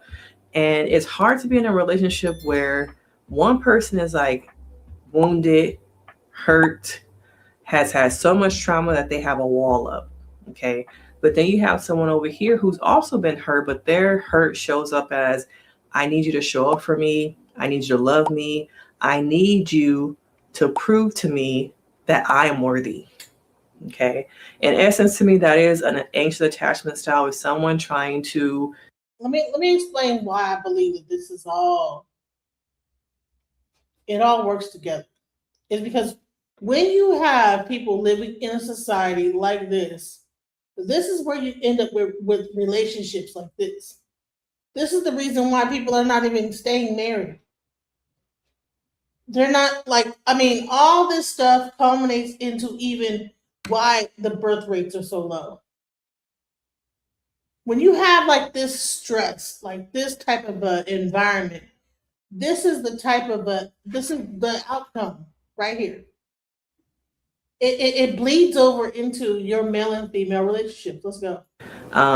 Get their self-worth from people, places, and things. And in this example, a relationship. Okay. The only way that this relationship is really going to work is if you stop trying to get this person to prove their worth to you. Okay.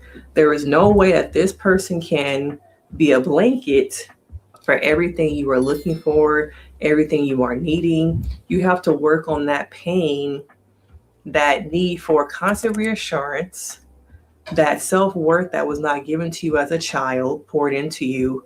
You have to work on that in your own therapy. Okay. The more you try and get this person to come over here. Yeah, I'm good. No, but love me. Look, I bought you a gift. Look, pay attention. And they're like, yeah, I see it, but still, I'm not there. You can't change this person. So many times, anxious attachment style people, sometimes I see are constantly trying to, I can change them. Just come over here. Come to my side. And they're just like, I'm not ready. But you don't want to hear me. You don't want to hear me tell you that I'm not ready because you're so caught up in your own needs. You're so caught up in, as an anxious attachment style, that's what your thing is, having your self-value, your worth proved through things outside of yourself. And so it's not going to work in a relationship. And you probably butt heads a lot with your partner because you're constantly wanting more and more and more, and they're not able to give it to you. They're probably not able to give it to themselves as an avoidant person, an avoidant attachment style, because they haven't done the work on themselves. There's so much hurt from past relationships, so many things from maybe family relationships, romantic partners, even friendships. They've been hurt so much that they're not ready. Okay. But instead of seeing that they're not ready, you continue to try and be you. Okay. And it's going to only become more and more difficult because you cannot fix them. You have to work on yourself. People go into relationships so much trying to fix, trying to make their partner's projects. Okay. And it can't be like that. You can't go into a relationship thing like, I'm going to be the one to change them. All they need is me. And see, now that once again is filling up your cup, because you get all your value from outside things. And so making your partner a project is filling up your self-worth because you see the remnants of like, oh, they're doing better at work now. They're opening up a little bit. Okay. Because of me. Okay. And that could probably start to trend a little bit into maybe some narcissistic stuff a little bit, but it's more about, I feel whole, I feel worthy now that you are doing better. And so when I'm bringing this up is like, when you talk about all this stuff going on in the Black community, now you see why our relationships are fucked up. And then you see like this attachment thing going on. You have one person running from attachment, one trying to be attached, you know? This is the problem in our community. This is what's happening. And this stuff is going back into time. And now it is manifesting itself into what we see right now in relationships. you have to do your separate work. Okay. Work on yourself. They work on themselves. And then possibly maybe go to couples in the middle. Honey, half the time this stuff cannot be healed unless both people get some sort of therapy. Black people need to start going to therapy. We need therapy, period. There's been just too much going on in our community that we cannot be in a successful relationship without therapy.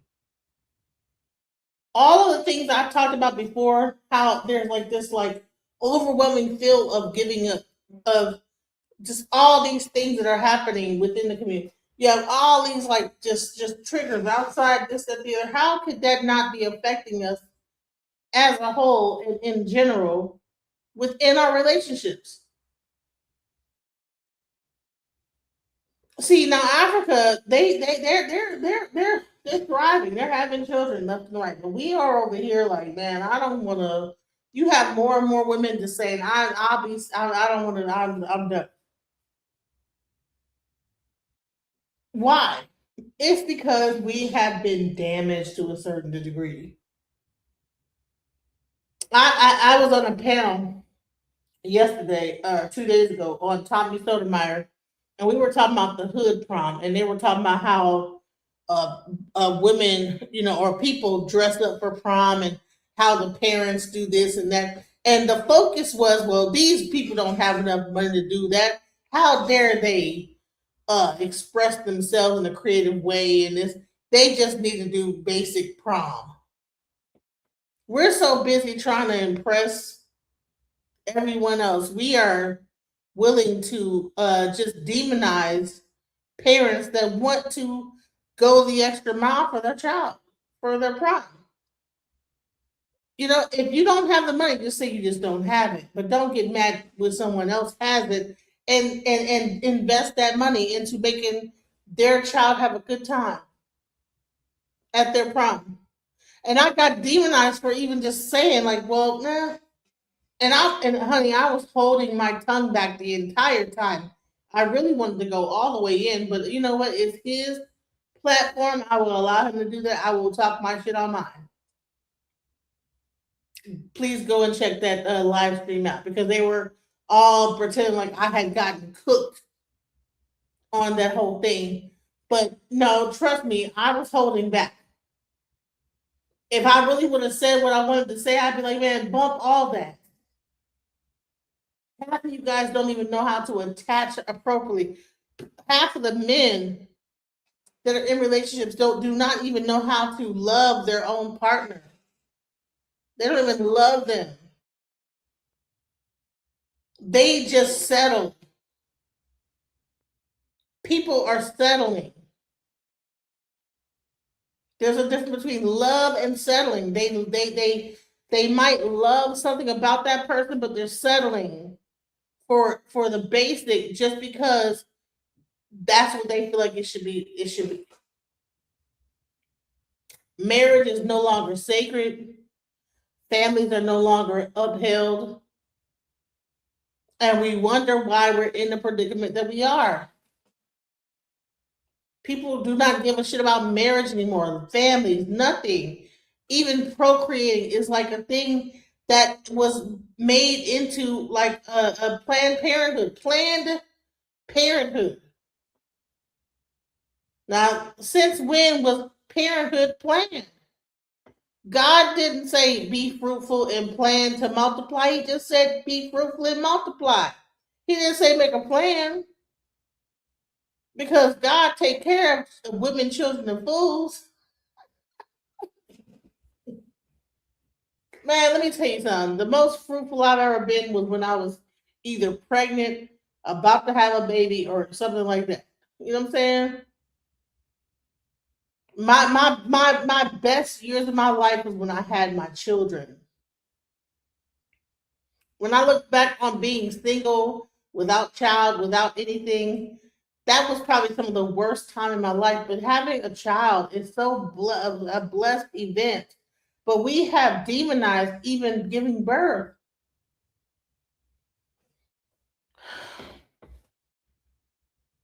I don't know. Let's go.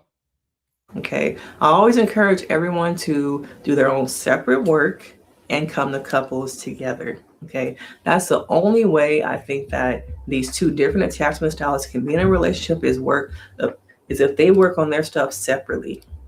and do the work outside of the therapy sessions, okay? Now, if this is you, let me know. Are you anxious? Are you avoidant?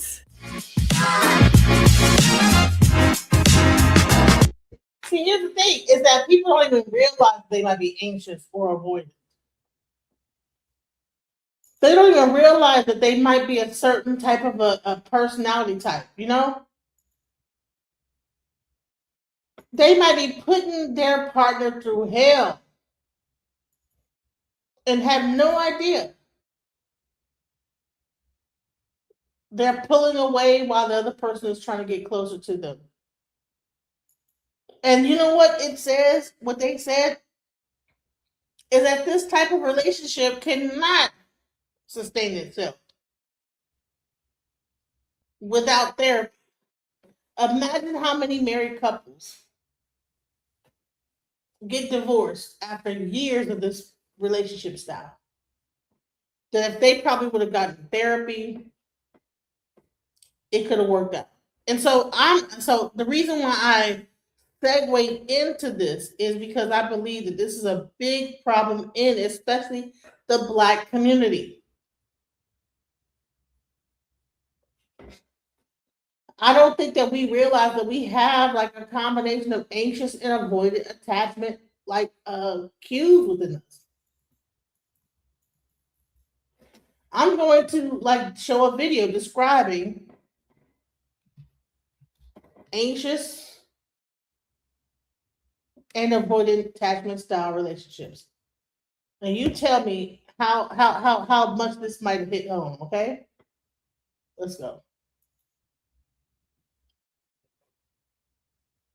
There are so many ways to be unhappy in love, but one kind, which modern psychology has given particular attention to, are relationships, very high in number, in which one of the parties is defined as avoidant in their attachment patterns and the other as anxious.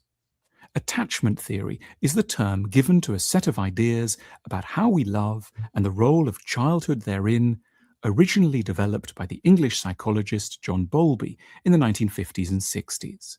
It divides up humanity into 3 categories according to our varying capacity to behave with confidence and trust in relationships. Firstly, there are those who are securely attached, who had reliable and good childhood experiences, and now expect to be positively treated by those they love. Fortunate types who are capable of empathy and generosity and communicate with honesty and directness about their needs. Around 50% of the population is assumed to be securely attached. This leaves 2 fascinating deviations from health, caused by some form of early parental letdown and trauma. The first kind of attachment pattern is known as avoidant, the second as anxious. What makes things even more complicated and very combustible is that avoidant and anxious people are frequently drawn to forming couples. It's part of their pathology, couples where their varied emotional quirks contribute to an exceptionally fraught situation. An anxiously attached person in a relationship will have the characteristic feeling of not being properly appreciated or loved. They would, they tell themselves, like so much more closeness, tenderness, touch, and sex, and they're convinced that such a union could be possible. The person they're with, however, seems to them humiliatingly and hurtfully detached.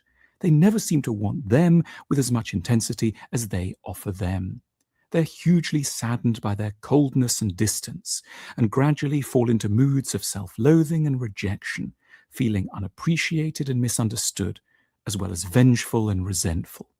For a long time, they might keep quiet about their frustrations, until eventually desperation erupts. Even if it is a very inappropriate moment, perhaps they and their partner are exhausted and it's past midnight. They won't be able not to insist on addressing the issues right now. Predictably, these sort of fights go very wrong. The anxious lover loses their calm. They exaggerate and drive their points home with such viciousness that they leave their partner convinced that they must be mad or mean. A securely attached partner might know how to soothe the situation, but an avoidant one certainly doesn't. Tragically, this avoidant party triggers every insecurity known to their anxious lover. Under pressure to be warmer and more connected, the avoidant partner instinctively withdraws and feels overwhelmed and hounded. They go cold and disconnect from the situation, only further ramping up the partner's anxiety. Underneath their silence, the avoidant one resents feeling, as they put it, controlled. They have the impression of being got at, unfairly persecuted, and disturbed by the other's neediness. They may quietly fantasize about going off to have sex with someone else completely, preferably a total stranger, or just of going into the other room and reading a book, but probably not one about psychology. It helps immensely to What do you say? With everything going on in the world, Blacks are in survival mode. And this leads to this type of relationship style. I'm trying to tell y'all. And you might not even realize that you're in this cycle. Trust me, I've been in the cycle plenty of times to know. At some point, I had to figure it out. Like, why am I doing the same thing over and over again? And I had to bring it up to the forefront. Like, okay, this is a repeating thing for me. I wonder if it's the same thing for other people. And everyone I know have this same kind of like situation. know that this is not your relationship only. This is a type, and there are, quite literally, millions of them unfolding on the planet at any point.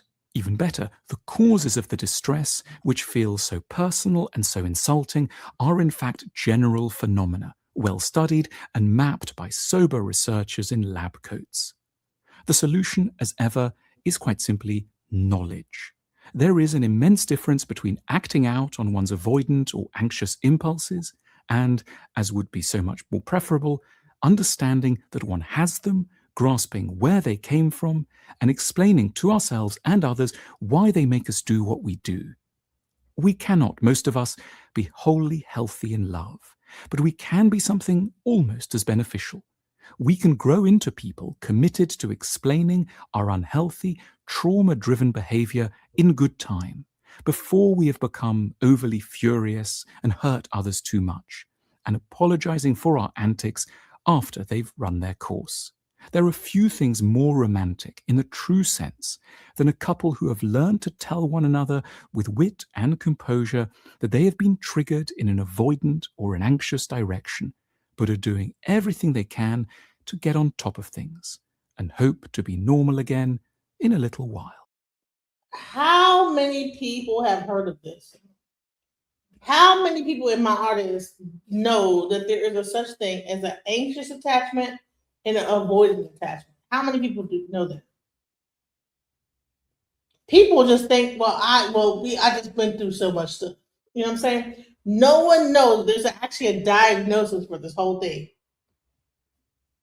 There's a whole world out here about this entire situation, and it could save so many marriages.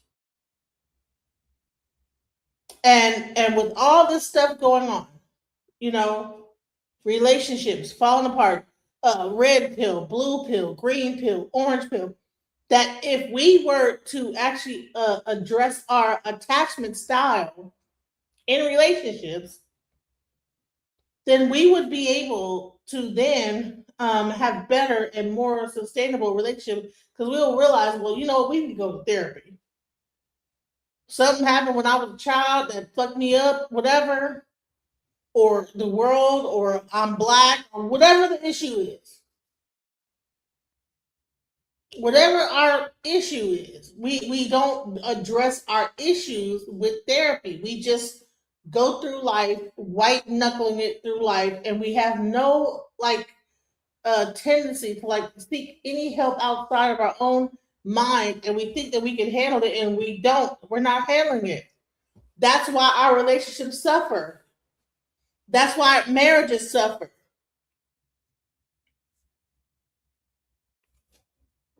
People were talking about Megan Thee Stallion and whatever. How do you know that this was not just an anxious avoidant versus avoidant? How do you know this?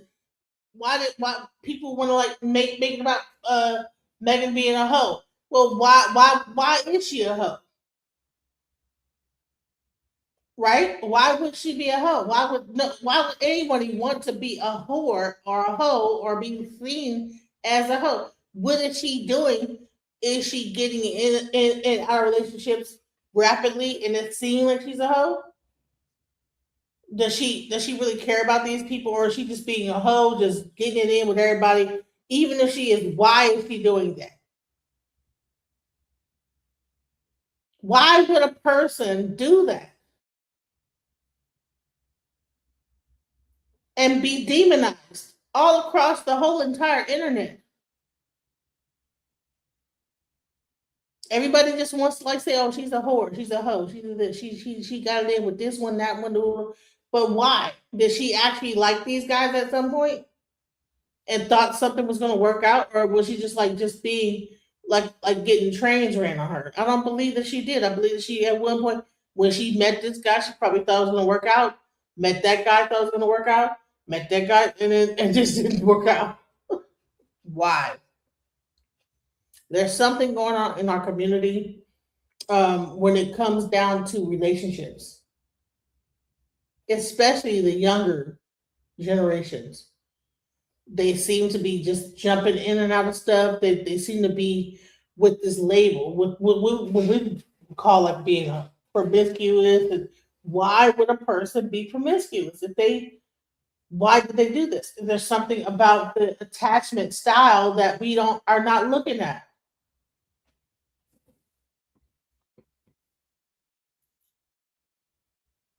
And I'm one to say that we need to cut it out, like with all this demonization of stuff. Let's go. Welcome back to the Men Talk Show. Connor Beaton here. Imagine a relationship, just for a moment. Imagine a relationship that is a constant roller coaster of highs and lows, leaving you emotionally exhausted, but for some reason, you're hooked. You're in. It's almost like you are addicted. You love them so much and you're so connected, and then there's massive disconnection. Likely the sex is great, or even if it's not, you just can't seem to pull away. This is the classic avoidant, anxious push-pull. And it is usually more defined by the duality and the dual experience, the juxtaposition of massive affection, getting what you want, feeling close, feeling desired, feeling loved, and then withdrawal. Affection and withdrawal. Affection and withdrawal. And you go through this cycle over and over and over again. What I'm going to talk to you about in this video is not only learning how to identify it, but learning what to do with this cycle and how to get out of it, regardless of where you are on the spectrum. Maybe you're not an avoidant person. Maybe you're not an anxious person. Maybe it's just like this dynamic that shows up in. Let me tell you something. It's not like a male, like a woman's always attached or a man's always avoided. The woman could be avoided. The man can be attached. It happens all the time. So let's just be real about this. There are these dynamics that happen in relationships. And we need to address this because there's something going on here. And the only reason why I'm saying it is because I'm going through it my damn self. I wouldn't even tell you something that I don't even know about my damn. I've been through it. So let's go. Your relationship. So let's dive into it. A couple of things. Number one, what contributes to this dynamic are oftentimes the attachment styles of the two people. There's almost always a pattern that's showing up in your life that is familiar to something in your past, right? This doesn't occur in a vacuum. This is something that you have either experienced before or it's something that a part of you wanted. So what do I mean by that? Well, if you are the person who has the affection and you feels the wow, divorced 3 times and wow, only 55. So I don't know whether you might be the avoidant or the other person might be, but check this out, guys. Closeness, and then you start to withdraw, it's very likely that you grew up in an environment where love and affection and praise was given to you and then taken away, given to you and then taken away. Or that love and affection and praise or validation, or closeness was something that you deeply craved. And so when it shows up, it feels foreign and your system doesn't know what to do with it, and you start to withdraw and pull away. The other version of this is usually a little bit more of the anxious side, which is that when the love and affection starts to show up, it feels so good. You love it. You really start to kind of bask in it. And all of a sudden, very quickly sometimes for some of you, you shift into this space of, I don't want this to go away. I never want this to stop. This closeness, this connection, this affection, this love, this care, this embrace that I feel right now, I don't want it to leave. And so what do? You start to squeeze tighter. You start to text more. You feel your energy starts to get a little on edge. You're like a little too close to that person and you won't pull yourself away. And you know that every part of you is saying, just relax, just calm down, just take a breath, like give them some space. But for some reason, you just find yourself like curled up in their lap, and you won't let go. I've seen this happen for men and women. I've worked with tons of clients that are guys, where they're just like, she starts to give me some love and affection, and I can feel every part of me. It's almost like I want to bear hug her and never let go. And as soon as that comes online, as soon as I act in that way, I can feel her wanting to run. So your attachment style plays into this. If you're more anxious. Man, remember like back in the day, there was a cartoon. Was it Pepe Le Pew? It was Pepe Le Pew, and he was a skunk, and he was in love with a cat. And every time he would try to love the cat, he'd be like, oh, me and my Sherry.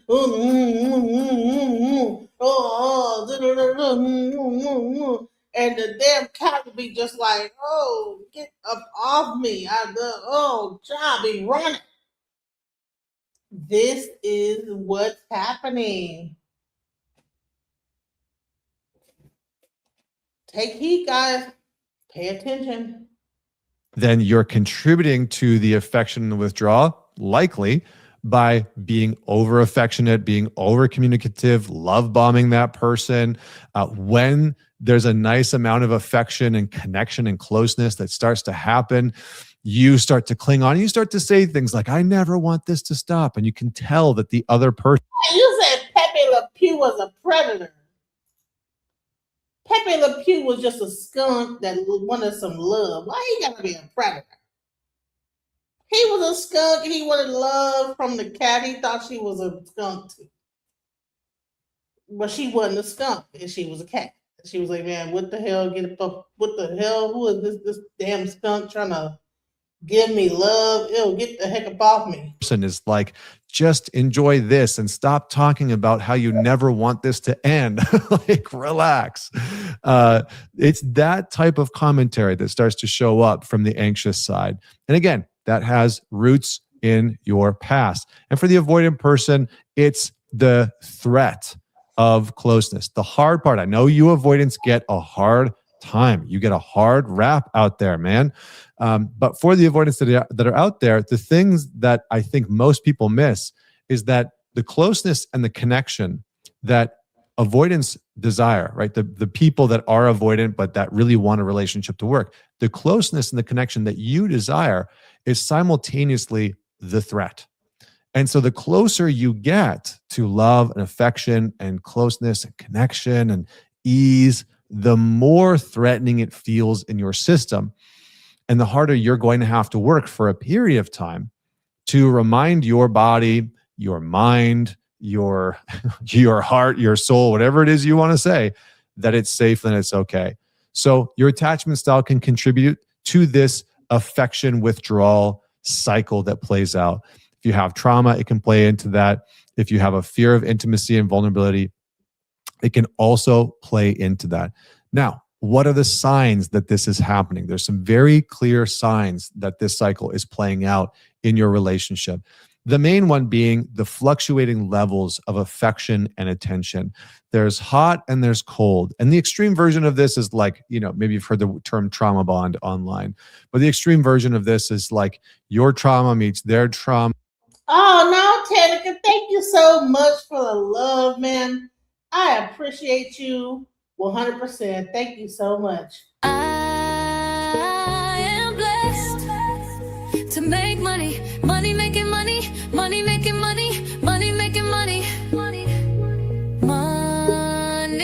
making money, manifest making money, money making money, money making money, money making money.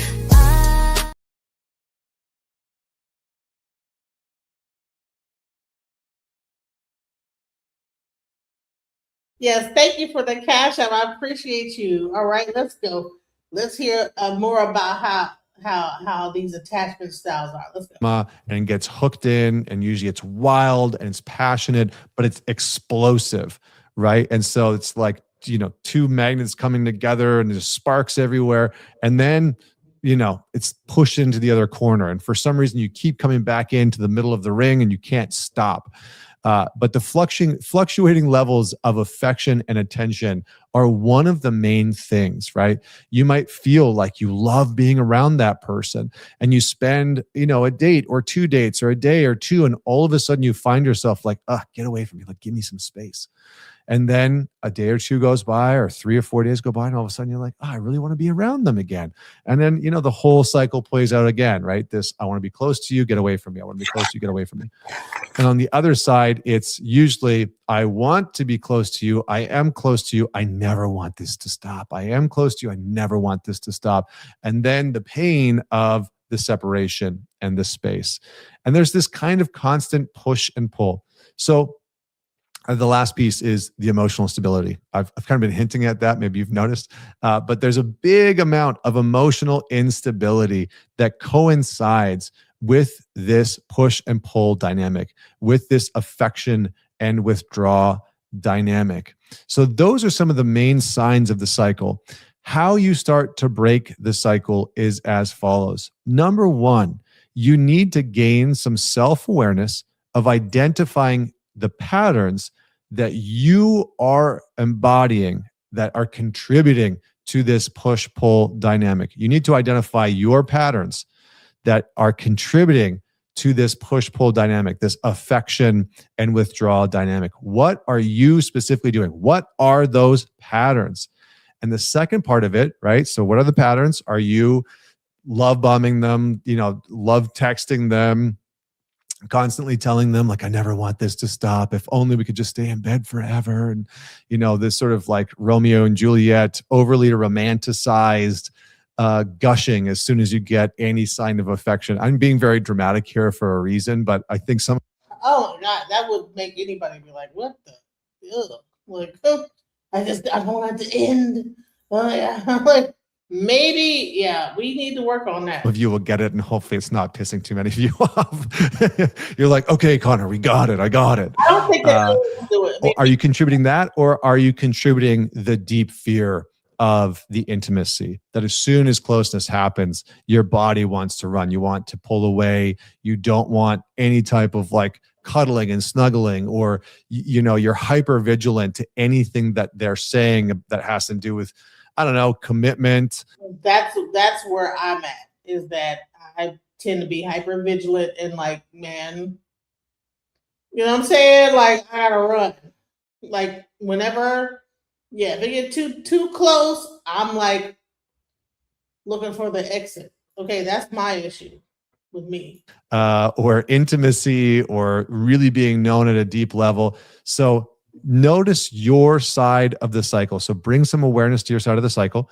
Part 2 of that is, what are the origins of that pattern within you? Where did it actually come from, right? Be brutally honest with yourself. And a great question to ask is, with who does this pattern feel familiar? With who does this pattern feel familiar? So once you get clear on some of the pattern of either love bombing, of being overly affectionate, or once the Oh, what? $5? Oh, Lord, I gotta play the whole thing now. I am blessed to make money, money making money, money making money, money making money, money making money, manifest making money, money making money, money making money, money making money. I ain't stressed, making money, money making money, money making money, money making money. Gratitude is my attitude. I'm making money moves. Jewelry in a safe, piggy bank on full. And I'm living life abundant. I'm making money fast. I'm a money making magnet, making cold hard cash. I'm making money. Oh, I am blessed. Thank you so much, Tanner Gaines, for the 318 for the $5 super chat. Let's get more into this whole situation with the being too clingy. Affection is there, you never want to let it go, or once the affection is there, you start to pull away. Get very clear on what are the roots of that pattern. What are the origins, and who did that pattern originate with? Did you have that experience with mom, right? Was mom this like stage 5 clinger that just gave you so much love and affection and attention? You're like, get away from me, right? You're invasive. You're constantly intruding in my boundaries. You come into my room unannounced. And so intimacy and closeness and being known became a threat. Or are you the person who experienced the opposite of that, right? Maybe what you experienced was a parent, a mom or a dad, only giving you love and affection under very specific circumstances. And so you were constantly trying to please them and appease them and get them to say, we're proud of you, or get them to say, good job, or give you the pat on the head, etc. So start to get very clear on what your contribution to the pattern is and where it originated. Next is beginning to communicate full transparency of where you're at. So ideally, you have a person that you can go through this with. Man, let me tell you something. I think I went through both. I had a very affectionate mother that used to be like, oh. And then I had, like, when I grew up, when she passed on, it was like no like love or affection whatsoever. So what happened, and I'm trying to like get people to love me. So I have like a combination of both, to where now it's like I might be like that for a second, and then I like pull back and completely like just withdraw 100%, and then block a person and just be on some I don't trust you. You know what I'm saying? Just some straight up, I will block a person, like try to get away from them, and then I don't know, for some reason they still try to talk to me, even though I blocked them and everything. That's what I go through. It's like I'll be like, man, no, you're trying to get over on me, block, so that's my whole thing. It's like block everybody, stop communicating. If something's wrong, you're trying to get over on me. That's my pattern. Let's go. But you can say, look, I've noticed that we go through this cycle of being affectionate and having a lot of closeness and connection and some intimacy, and then it's like ice cold. Have you noticed that too? Have you felt that? And start to get a sense of, can you meet in the same plane? Can the other person acknowledge that that's true as well? Yeah, I've noticed that as well. Every single time we get close, you pull away, right? So start to acknowledge, hey, I've noticed this pattern. Have you noticed it as well? That's part one. Part two is, are you open to working on that together? Are you open to breaking that cycle together? Now, this is an important part of this because, number one, it's very beneficial for your attachment style to. Let me tell you something. I'm like, man, bump you and then find somebody else that ain't gonna be like all that bullshit going on. Fuck all that. You know what I'm saying? I'm the only one. I'm like, man, get your shit together. Goodbye. Maybe I'm like the only asshole in the room or whatever. I'm like, man, I'm not trying to I'm not the goddamn psychologist or whatever the hell. Leave me alone. Stop wasting my motherfucking time in peace. That's where I'm at. heal through, work on some of these things in relationship with somebody else, because you're going to have to go through some hardship with them. Number two, they're also contributing to the pattern, right? So they have their own part that's likely contributing to the cycle that's playing out between the two of you. And if there's going to be any hope in hell, and this is super clear, this is super direct, of you breaking that cycle with that. I'm not going to break a goddamn thing. Man, that's probably what my problem. That's why my ass is by myself. I'm like, you know what? I mean, I'll give you a few chances. Like, oh, okay, nigga, okay, then that's it. I think that's where I'm at. And I keep breaking up, but here's the thing: I break up and make up. Like, it's like, because they never leave. Like, I'll be like, oh, I'm break up with the person. They're like, why are you breaking up with me? Because you're a fucking ass. Well, no, and then I like forgive them and like, you know what I'm saying? That's my issue, is that I'm in like a whole like breakup to makeup cycle. I don't know. I gotta figure that out.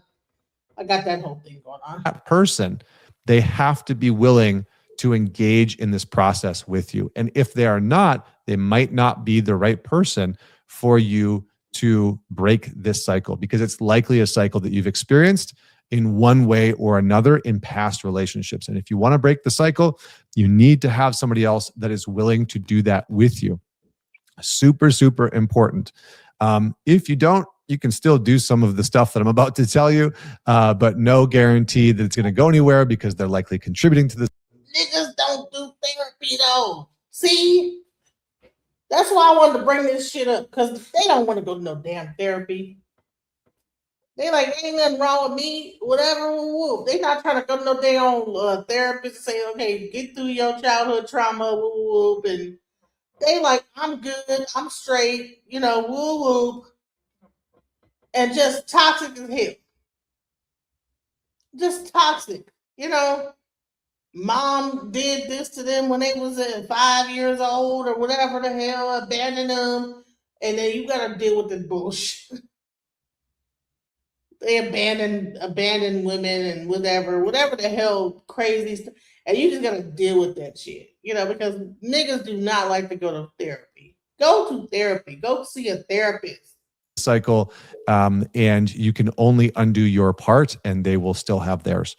So communicate, get buy-in, ask them if they're willing to do this with you, and then radical transparency on both your parts about what you are contributing to the cycle.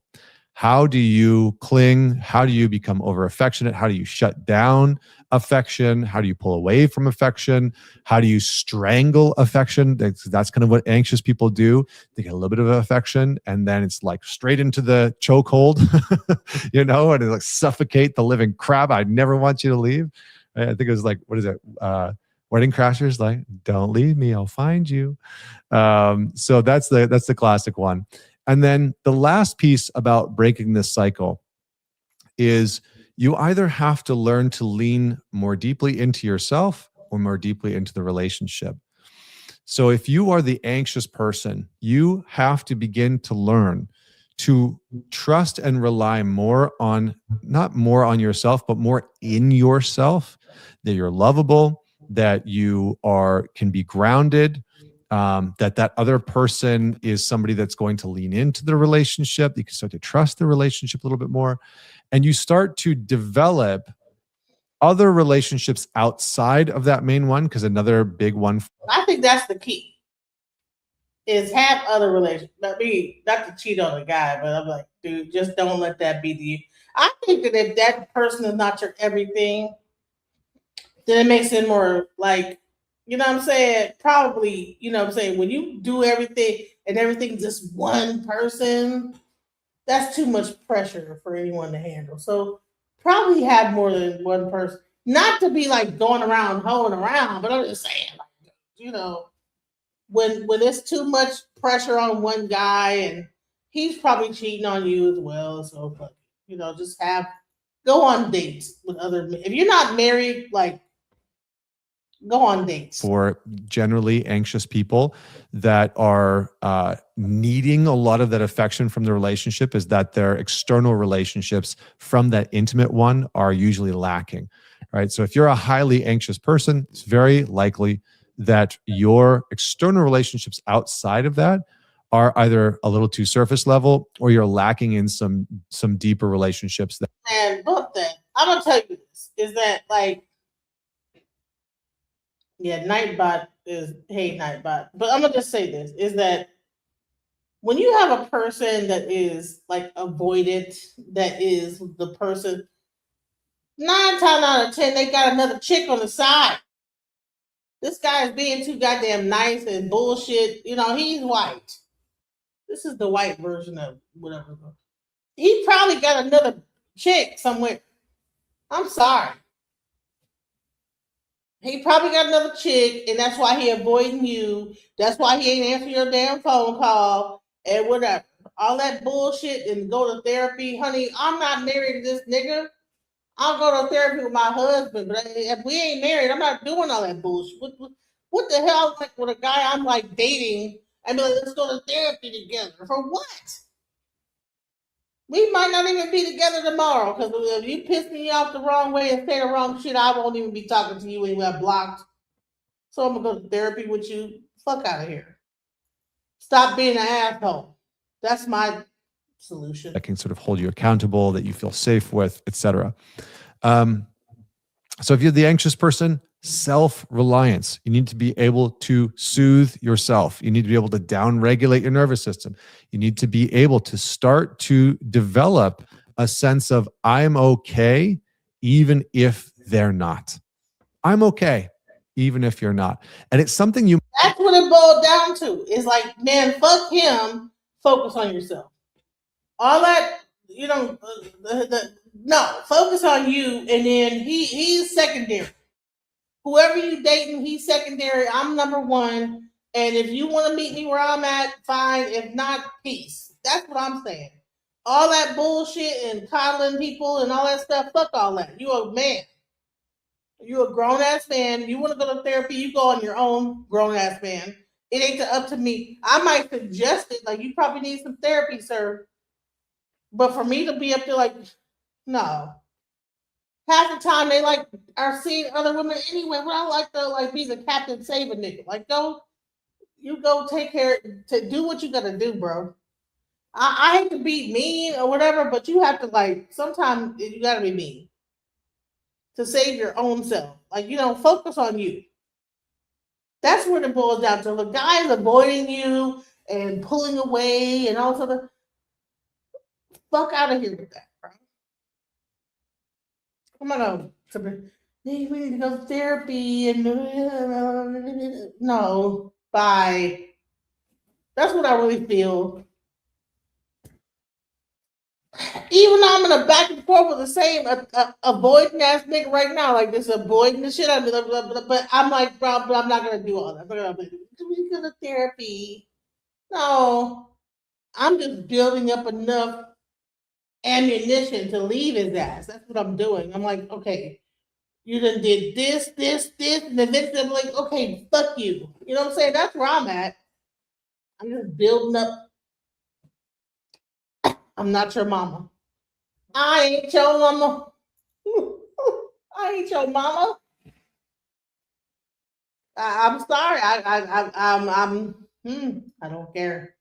Like after a while, it's like, you know, it's not my problem. Especially when you're at my age. I don't think I'm gonna be like almost 50 years old. You think I'm gonna sit here like we need to go to therapy together? Like if we're not married, I don't give a fuck. Put a ring on it, and then I'll be like, okay, maybe we should go to therapy, couples therapy, to make sure that everything is cool before we get married. But like just being like in a regular relationship, like we need to go to therapy together. Come on now. Just what? Is this what white people are doing? Like, you know, I don't know. Maybe that's why they're married. I don't know. Might actually need to say in your head and practice, I'm okay, even if you're not. I'm okay if you're pulling away. I'm all right if you're shutting down right now. And it might be something that you start to say in your relationship. You know what? Okay, girl. It feels like you're shutting down. That's okay. I'm actually still okay. I'm okay with that. Right? It seems like you're pulling away. I haven't heard from you in a couple days. It seems like you're pulling away. I'm okay. I don't like it. but I'm actually okay. Because what you need to start to signal to the other person that's a part of this. I'm not fixing to say shit. I'm about to do whatever I'm doing on my side, and I'll talk to you later. You gonna text him? See, you're pulling away. I'm okay. Why? You're pulling away, and I'm doing something over here, and I don't even know that you're pulling away because I'm too busy. That's what you need to do. Be busy. Get to working on yourself. Do whatever you need to do for you, and then you won't even realize he's pulling away because you're too busy doing whatever you gotta do for yourself. Because that's what he's doing when he pulls away. The fuck? Well, I'm not gonna be like worried about what he's doing. And no, I'm gonna make myself do what I gotta do for me. And you meet me when you get fucking tired of being whatever the fuck, you come to me. If I'm not busy or too busy, maybe I'll entertain you. That's how you're gonna. When you turn a certain age, all this bullshit, coddling, fuck that. If you want to get therapy, go take it on your own. I'm not your fucking mom. Fuck all that. Affection and withdrawal cycle with you is you are all right, even though the affection has started to be withdrawn. What happens in these cycles is affection starts to get pulled away, and the anxious person just like goes into like DEFCON 5, and all of a sudden, all the alarm bells in your body goes off. Your mind starts to go to all kinds of like terrible, heinous crap. It's like WebMD, right? Man, listen, the way that you do that is to focus on yourself. The way that you avoid like going into all this stuff, maybe he's doing this, maybe he's doing that, maybe you to be doing that, you to be doing this, you to be doing this and that. Like find something else to do than worry about what he's doing. That's the biggest mistake that we make is we don't center nobody other than yourself. Not to sound selfish, but if he's not your husband, why are you centering him? Why are you up here worried about every little thing? No, bump that. Okay, well, he's doing his thing, I'm doing mine. You're still single, enjoy your life. All this like that, all that coddling shit is bullshit. It's for the birds. Straight up. It's bullshit. I'm more. Oh my God, I'm going into DEFCON 5, and that's because you're too focused on what he's too hyper focused on him. Hyper focus on yourself.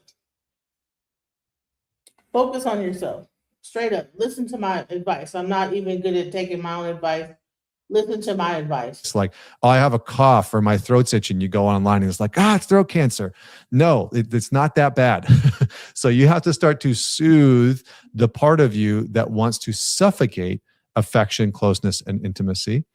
And on the opposite side, the avoidant person or the person that does more of the pulling away, you need to begin to lean into the relationship and start to rely on the relationship a little bit more. And what this looks like specifically is more transparency about what you don't like in the relationship. Well, actually, maybe not that one so much, because sometimes avoidant people are very willing. That's too much coddling.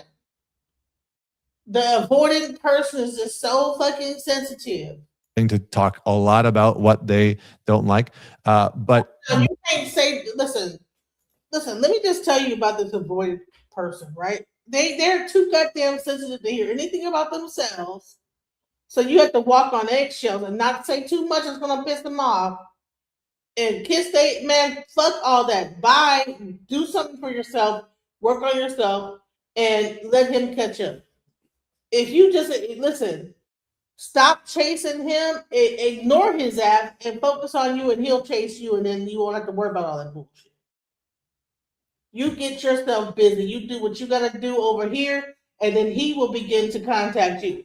Do not sit up here and be worried about what he and all this coddling and whatever this guy's talking about. That's crazy. That's part of the problem of a attached person, like a person that's like anxious about like whatever, is that they're so anxious about being liked and being like appreciated and everything. They're like so focused on what everybody thinks of them. Fuck what they think about you. What do you think about yourself? It took me a long time to like just not give a fuck. Like, listen, I used to get on panels and be like, just trying to be accepted. Now I don't give a fuck. I'm like, dude, I get on things. I had a whole thing that this nigga was up there like Genesis, man, she got cooked by Rob G and Tommy Sotomayor. I don't give a fuck about that. I got more views on my channel. Thank you, Tommy Sotomayor and Rob G, for bringing my channel numbers back up. I don't give a fuck about what I got cooked. So what? You know what I'm saying? I learned not to give a fuck. You know what I'm saying? And listen, not giving a fuck is freeing. It's there's so much freedom in just not giving a fuck. There's so much freedom in just not giving a fuck. Learn how to not give a fuck about this nigga, that nigga, even the nigga that you with. And focus on yourself. Stop being a fucking doormat for anyone and what their thoughts are. Who gives a fuck what they think?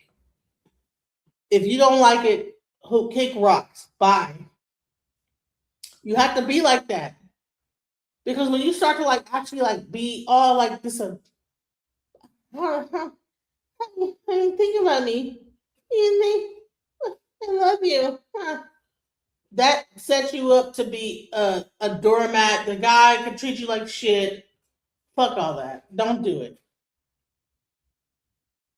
What you think about me? I love you.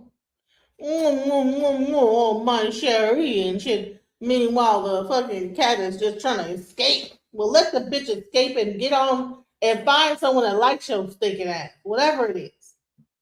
But don't sit there, take my advice, trying to overcompensate for a person that ain't thinking shit about you. And trust me, the reason why I know is because I've been there before, I've done it.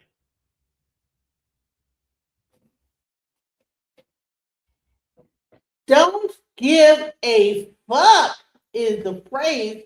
Shouts out. I am blessed to make money, money making money, money making money, money making money, money making money, manifest making money, money making money, money making money, money making money.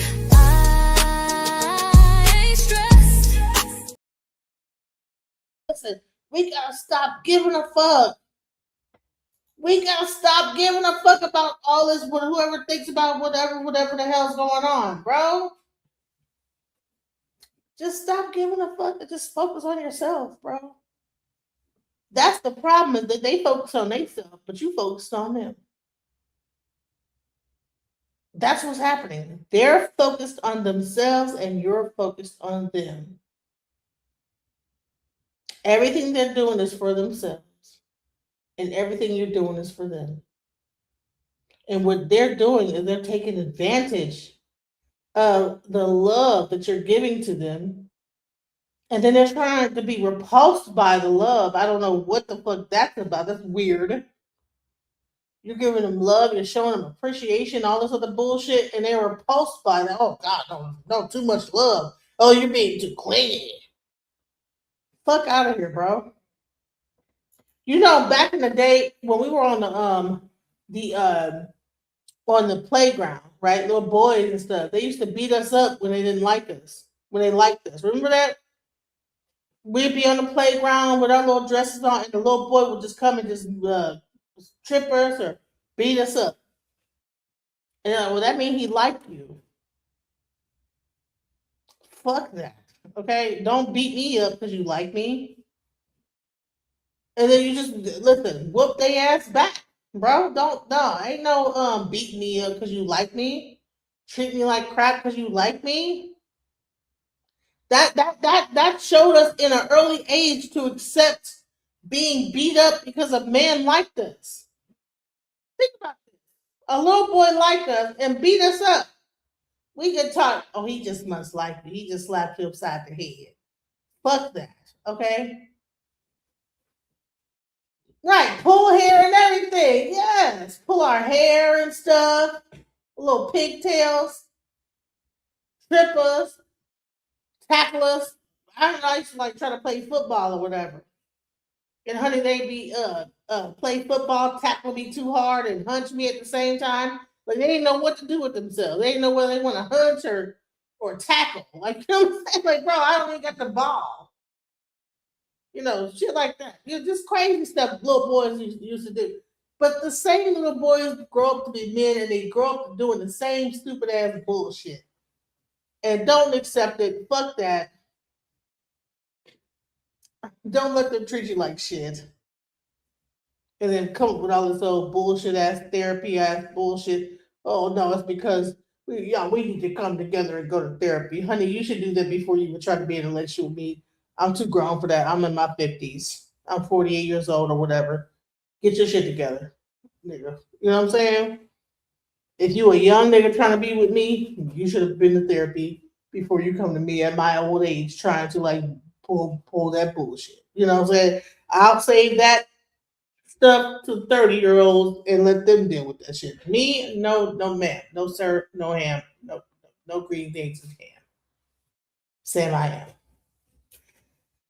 Anyways, listen, 12:48. I paid for like 2 hours and like 40 minutes. I'm just rambling. Okay, I had a great time, guys. Thank you, Tonica Day. She's our new moderator. Thank you, Tonica Day, for your super chats. Much love. I appreciate your time here. You've been like, giving me life the whole time. Like, thank you so much, because man, that Tommy Sotomayor, bro. They up there, they demonizing me. They're like, she don't know what she's talking about. Man, really? Okay. I mean, can we not, like, what's wrong with us, like, celebrating prom and stuff like that? But it's okay. We can't celebrate prom. It's so many things people like to be tripping on us for. Anyways, continue to be like creative Black people. Continue to like love each other. Don't give up. Okay? Because that's what this is about. Has the Black community given up? I believe that we in some aspect we've given up, and we need to not give up. We need to continue to try to be in relationship, but just don't put up with nobody bullshit. Okay? Don't put up with bullshit. Don't mean that you're gonna give up. Just don't put up with the bullshit. Okay? Continue to be savage, and if it take that, it is what it is. You know what I'm saying? If it take a little ass whooping, it is what it is, guys. I was new to YouTube. He said, what do you say? I was mean in the past and didn't know you, boo. I was new to you. Trust me. Man, I've been through so much, man. But listen, that made me stronger. You know? It made me stronger. Every negative comment just made me a little bit tougher as time went on, you know? So I appreciate everything, even the good, the bad, the ugly, whatever anybody had to say about me, because it made me a tougher person. Nothing happens by chance, you know what I'm saying, guys? Like, it don't happen. Like, even if someone got something to say, okay, cool, whatever. If it don't kill you, it's gonna make you tougher, bro. So, whatever somebody had to say about me, whatever, make you stronger, guys. You wasn't that mean, but honey, I've been through some mean ass stuff. You know what I'm saying? I think I got a call from SDW the other day. He was tripping on me, so I ain't gonna even get into that. My nemesis. But anyways, I gotta go to bed, guys. My daughter has a circus tomorrow. I'm going to listen, guys. Tomorrow, I'm going to be broadcasting from the circus at 2 Central. I'm gonna play the whole circus so you can see these like very talented young kids and the talent they have. Like the circus, bro. My daughter is a circus performer. I never knew I'd be a circus mom. Who knows? Who knew I'd be a circus mom, bro? Circus, okay? So tomorrow I'm gonna play that. Please continue to, if you haven't liked and subscribed, please do that. Much love. Thank you for following me. Thank you for being here. Much love. Peace. Just when I thought I couldn't find my way out, yeah, I searched the God in me to find my way out. I know it can seem way out, but the Creator flows to and through me from way out. I'm talking way out, yeah, yeah, yeah. See, if you believe in the God in you, it's a better place. Creating the force and the power to live a better. Just know that love and joy and peace is one in all of the same space. That you were chosen just like God.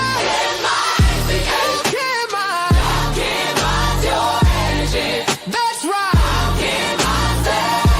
Only you can make the change. Shake your head at you. Shine so bright from darkness to light. Hey, hey, hey. From darkness to light. Yeah. And you'll find your